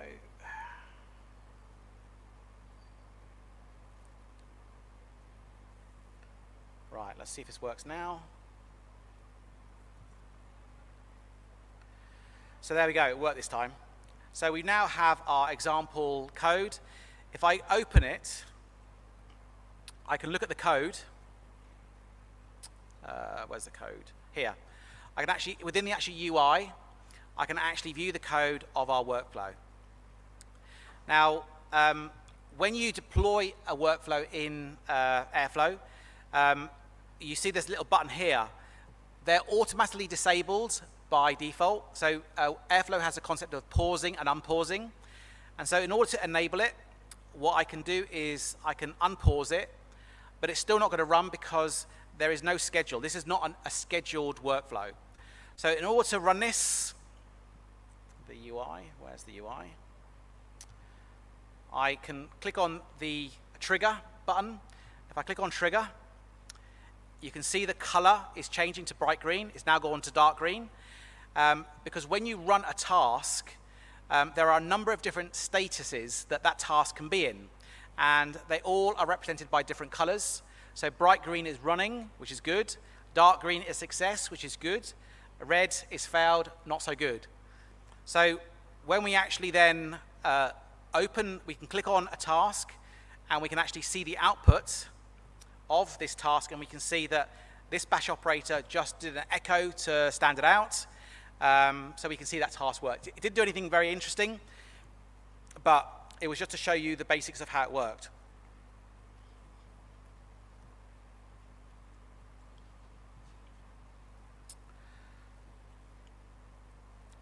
So I've just walked through that. So I'm going to now just change that and modify it so that it actually runs on a schedule. And so all we have to do is go to our world, our hello world, and we can just literally change this. I'm actually updating it from the directory itself this time, so I don't have to copy it. And if I go back to the, you can now see that under the schedule, rather than it being none, I've now got every 2 minutes, this is going to run. So if I go into the, you can see that this has been run quite a few times. These all represent one time this workflow has been executed. And I only have one task, so we've got this calling FOSSASIA. If I had a number of different tasks, they would all be represented as individual lines.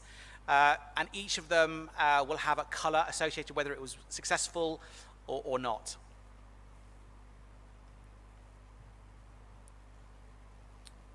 Okay. Now, one of the things that Airflow allows you to do is create templates so that when you're creating your workflows, you don't have to hard code references.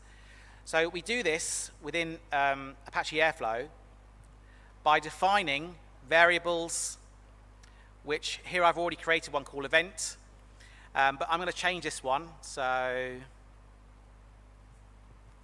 the demo gods are smiling. Okay, so I've created one. So what I can do is I've actually already got the code here. I can now use one of the functionalities within Airflow to actually call in that value from the database. And there are a number of ways to do it. The one I'm going to show you is the easiest way, which is using what's called ginger templating. So I'm going to just do that. Don't need that. Don't need that.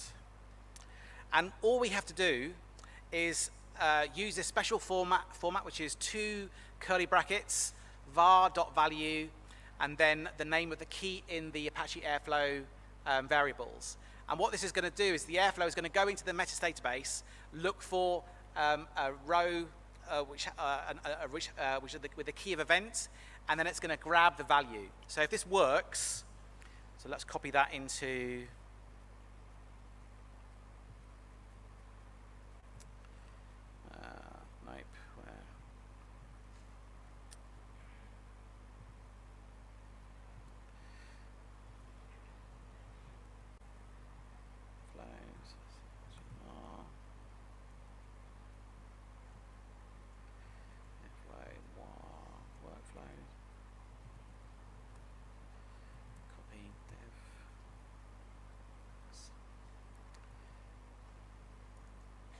Dags. So now hopefully so what I've done, I've just copied that now into the directory, and it should hopefully come up. Please come up. Oh, the demo gods are not smiling on me today. Normally Airflow is pretty reliable, so I'm not, oh, here we go. It just took a few seconds. So now if I unpause this and look at the code, we can see it's the code that I've just worked on. So if I run this DAG, we should see it go green. And if I look at the logs, we can see that I've changed it, and you can see that the demo gods are smiling. So we've taken that value. So now we've created a workflow that's not hard-coded, and this is considered good practice. You wouldn't create workflows that are hard-coded. Right. So that's kind of that's the basics, right? So we're going to actually now create a workflow that's going to create these jokes for us. So now there is for those people who need it, there is a link, which, let's see if I can find it. I think it's, where is it?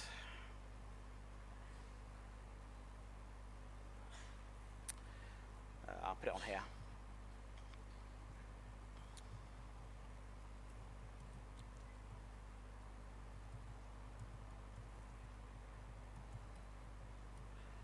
So let's have a look.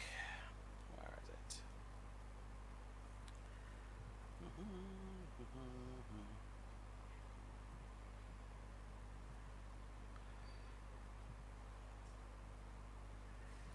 Come on. There we go. Create a link, copy link.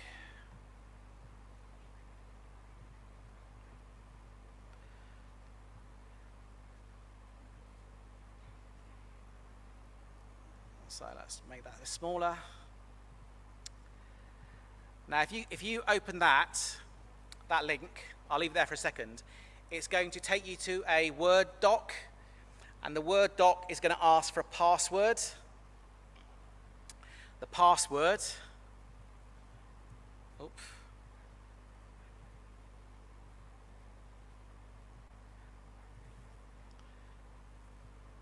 is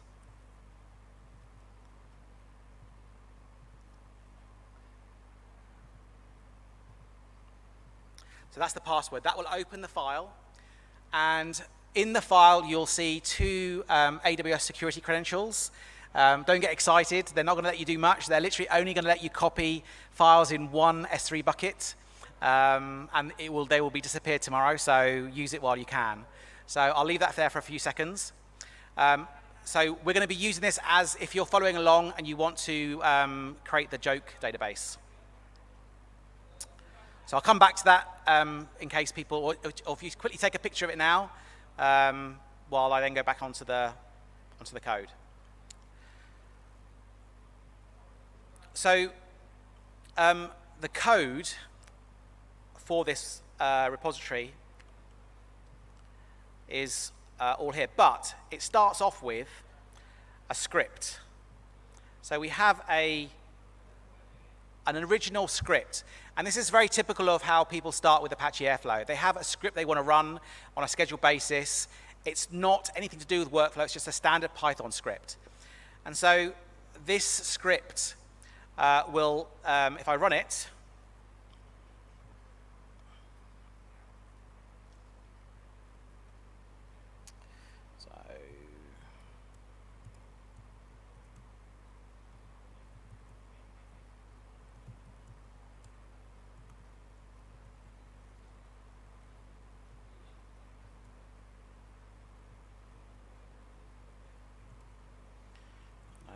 script.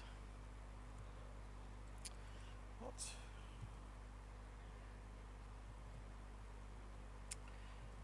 Okay, worker. Okay, scripts. So if I look in here, there'll be, if I run Python, run jokes. This is hopefully going to, okay, this is fine. I was expecting this. So this is what it's doing. It's going to a API on the web.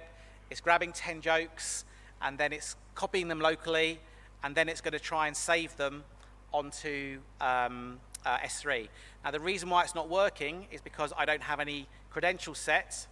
So this is why you'll need the information on here. And what we do, let me just disable this. That's disabled. From a command line, you'll need to create, if you don't have it already, a .aws. Dot is very important, it's a hidden file. And you will then create a file called credentials. And it will contain these values. I've actually put that in the Word document. Now you can't see it here because I actually have a bit of script magic that makes it invisible. Because this is a security concern. I don't want to make these available. But you'll create these in here. And now if I was to run that again, that Python script again, this time it should work. And now it's actually copied it to S3. So it's copied it to my S3 bucket. Now one thing, when you're doing it yourself, make sure that you have a unique name here, because otherwise you're just going to override my jokes. So Airflow tasks or workflows tend to start with a similar kind of story. You have something that you want to automate. In this instance, this provides a joke. If I go to my S3 bucket, which is here. Is it here? I think it is. Yeah.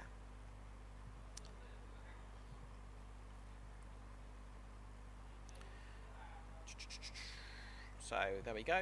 We can see that that's the name of the unique name, and I did it yesterday, and here's today's, and you can see my joke file is uploaded, just so it works. So, very typical in, when we're doing workflows, we want to automate the running of this. And so in the workshop, the way I've outlined it, okay, is typically how you would approach this. because I often get asked, okay, how do you actually start the process of creating a workflow? And the first thing really is to look at what you're trying to do. Now, in this workshop, I'm starting up let me get the Postgres. There's a local Postgres database. So let's have a look. Yeah. So I can run this command to bring my local Postgres up. Oh, that's because I'm using Finch. It would help if I was using the right thing. Okay, fine. So now I've got Postgres running in a separate container on a non-standard port, which is all outlined here. And this is where I want to store my jokes. So the first step actually is defining the tasks we want. So any workflow you're creating, you'll break it down into tasks. So here are the 3 tasks I want to do. I want to make sure that a Postgres database is available and make the tables if needed. I want to grab and run that jokes Python script, and then I want to take the files that are copied from the S3 bucket and then put them into my Postgres database. So the first task when you're creating a workflow is to figure out which are the operators I need to use, because there are so many. Now, when I went through the documentation, what I did is I thought, well, I've got a Python script I want to run, so I'm going to use a Python operator. I'm going to be interacting with and creating tables on Postgres, so I'll use the Postgres operator. And because my files are in S3 and I want to put them into Postgres, I'll use the S3 to SQL operator because it's the easiest way of moving data from an S3 bucket and ingesting it into a SQL database. So we start building our DAG. And as we've seen before, the first thing we do is we create the imports. So these are all the first 2 lines of what we had in the hello world. The next 4 are the ones I had in my joke script. And then these are the Python operators that I have to import for for the 3 operators I'm going to use. I then define the characteristics of my workflow. So I give it a unique name. I'm going to run this at 2 o'clock in the morning every day. I don't want to run this on catch up, and that's all I need to do. So I'm ready to go. So the first thing I'm going to do, the first task is creating our table. I know the jokes are created in this format, and they have type, setup, and they also have punchline. And so what I want to do is I don't really like the sound of those, so I'm going to change it, and I'm going to create a table that has 3 columns, one called category, joke category, one called the joke, and then the other one called the punchline. So if I was doing this myself, this is the kind of SQL I would run when I was connected to my database. And when we look at the operator, so if I look at the Postgres operator, we can see that it takes, where is it? It takes 2 parameters. One, which is the SQL we want to run, and then something called a Postgres con ID. So what is that, I wonder? So in Airflow, you can simplify, as I mentioned, how you connect 2 systems. So in here, I've got, I think, already configured. Postgres jokes. Here we go. So this is how I connect to my local Postgres database. And I've got the password in there, it's just hidden.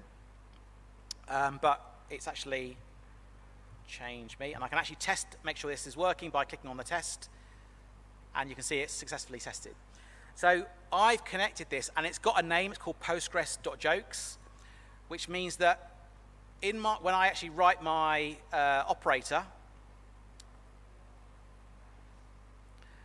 I can specify that I've got a connection called Postgres jokes, and it gets that information and knows which Postgres database to connect to. The SQL I want to run, I put into a variable, and then I create my operator, and then finally I identify the task in the workflow. So that's it. The first task in my workflow is complete. And all this will do at the moment is it will go onto my Postgres database, see if that table exists. If it does exist, it will stop. If it doesn't exist, it will finish. So I know I'm running out of time. I've got a few minutes. So the next two parts of the workflow do the same thing for the other two tasks. So what I'm going to do is I'm actually going to copy the finished one into the, let's have a look. This one here. So copy FOSSASIA.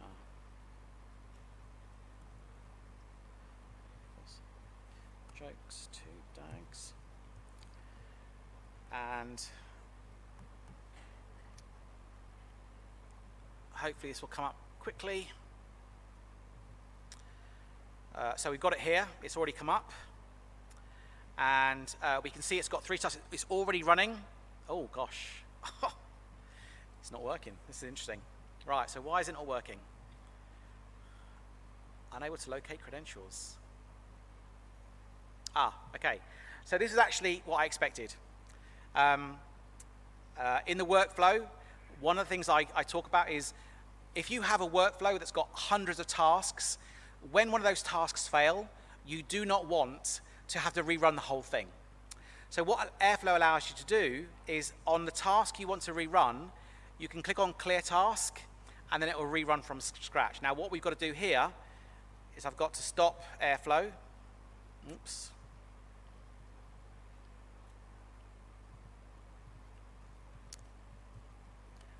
And I've got to change one of the configuration files to add the AWS credentials, which is here. So I'll do that now.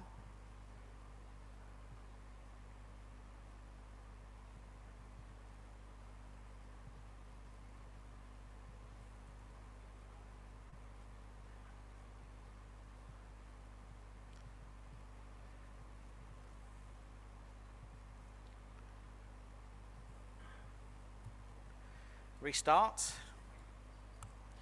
And now when Apache Airflow starts, it's got access to those credentials. So when you're using those credentials, obviously this is development. You don't share those anywhere because these will give effectively access to your AWS environments. And when it starts again, so we have to wait for Airflow to start. It's getting quicker every time, but not quite quick enough. Okay, here we go. Because I think this is a very important, thing to show because it is one of the strengths of Apache Airflow, allowing you to stop and start your workflows based on where they failed and to carry on. So, okay, nearly there. Right. So now if I go back to here, go back to here, and click on here, and click on clear task. What will happen is it should this time work. Famous last words. You can see it's actually running.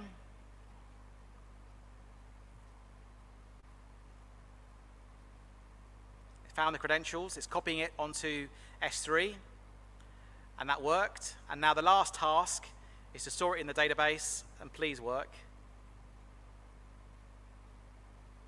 We can click on that, and we can see it's actually done that, and we can actually check by going to Postgres through VS Code. We can actually look at this, run a query, select star from bad jokes, execute, and we can see we've got all those bad jokes. Oops. We've got those bad jokes here in our database, and every time we ran that, it will just add more jokes to the database. So that's the if you follow the workshop, you should be able to complete that. So that's kind of pretty much the end of it. So apologies for going a bit too long. This is the QR code. If you complete the survey, you'll get a $25 AWS credit, which you can use for running Airflow in this workshop. And with that, thank you very much. Apologies for the slight hiccup at the beginning. And if you've got any questions on Apache Airflow, then I'm going to stick around if I have to get moved off. So thank you. Oh, I'll leave it there.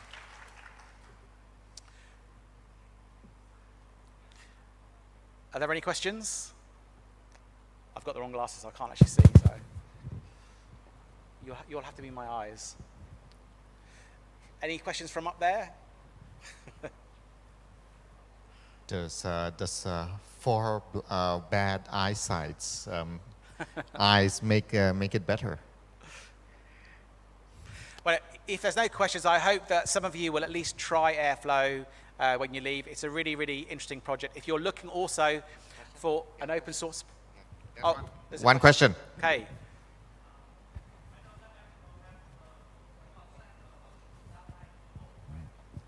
Does Airflow have the concept of data? Sorry, just a second.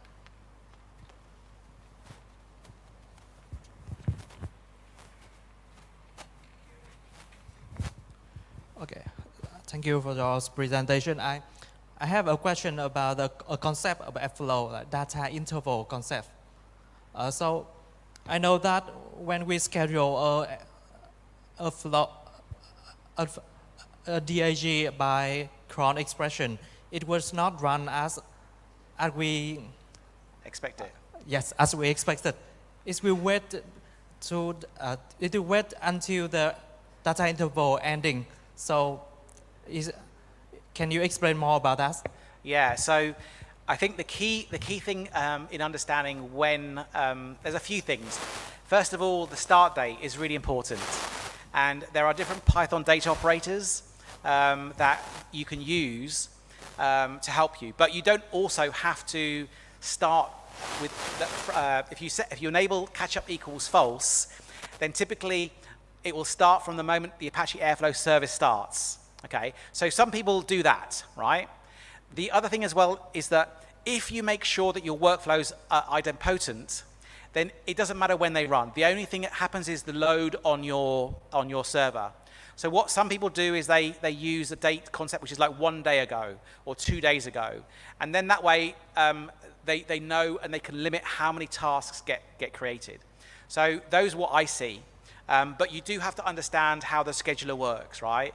And the scheduler will use the start date and the schedule and then start firing off tasks based on that, unless you've got catch-up equals false. So if you're trying to manage it and be very precise, and you want to do that by managing the server up or down, then you can do that. But a lot of people don't feel comfortable with that because they don't want to bring their server up and down just because of that, right? Especially when it's being used by many teams. So this is where, you know, having a good understanding of the date formats you can use with the start date is really important.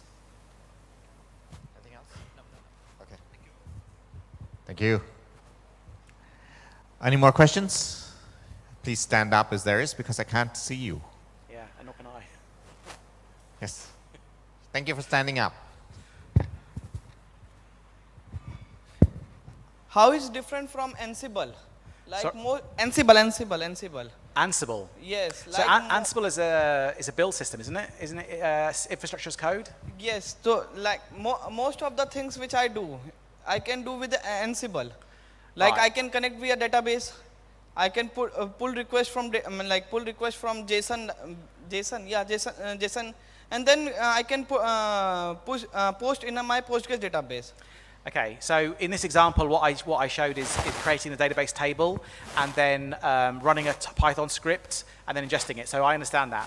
But if you were working with a company that had integration with data systems, and you needed like to simplify how your data engineers were building the code and the logic, the business logic to interact with those, then that's where Airflow comes into its own right. So yes, and actually we do see some people actually using Airflow as a tool in CI/CD build systems. It's not necessarily a very popular use case, but they do it because they've got very strong, for example, Python skills, and they use the Python API of a particular technology, because it's all Python based, right? So I think I don't think that you can. I know Ansible a bit. I don't know it as well as you. I don't know whether you could do everything you can do with Airflow, especially, for example, with idempotency. Imagine you're working with data and you ingest millions of rows of data every day. Now, imagine that the business says that we made a mistake with our logic and we need to go back 3 weeks and rerun every job from 3 weeks ago with a new logic. Could you do that with Ansible? Maybe you could, I don't know. But Airflow makes it really, really easy to do in literally one command line.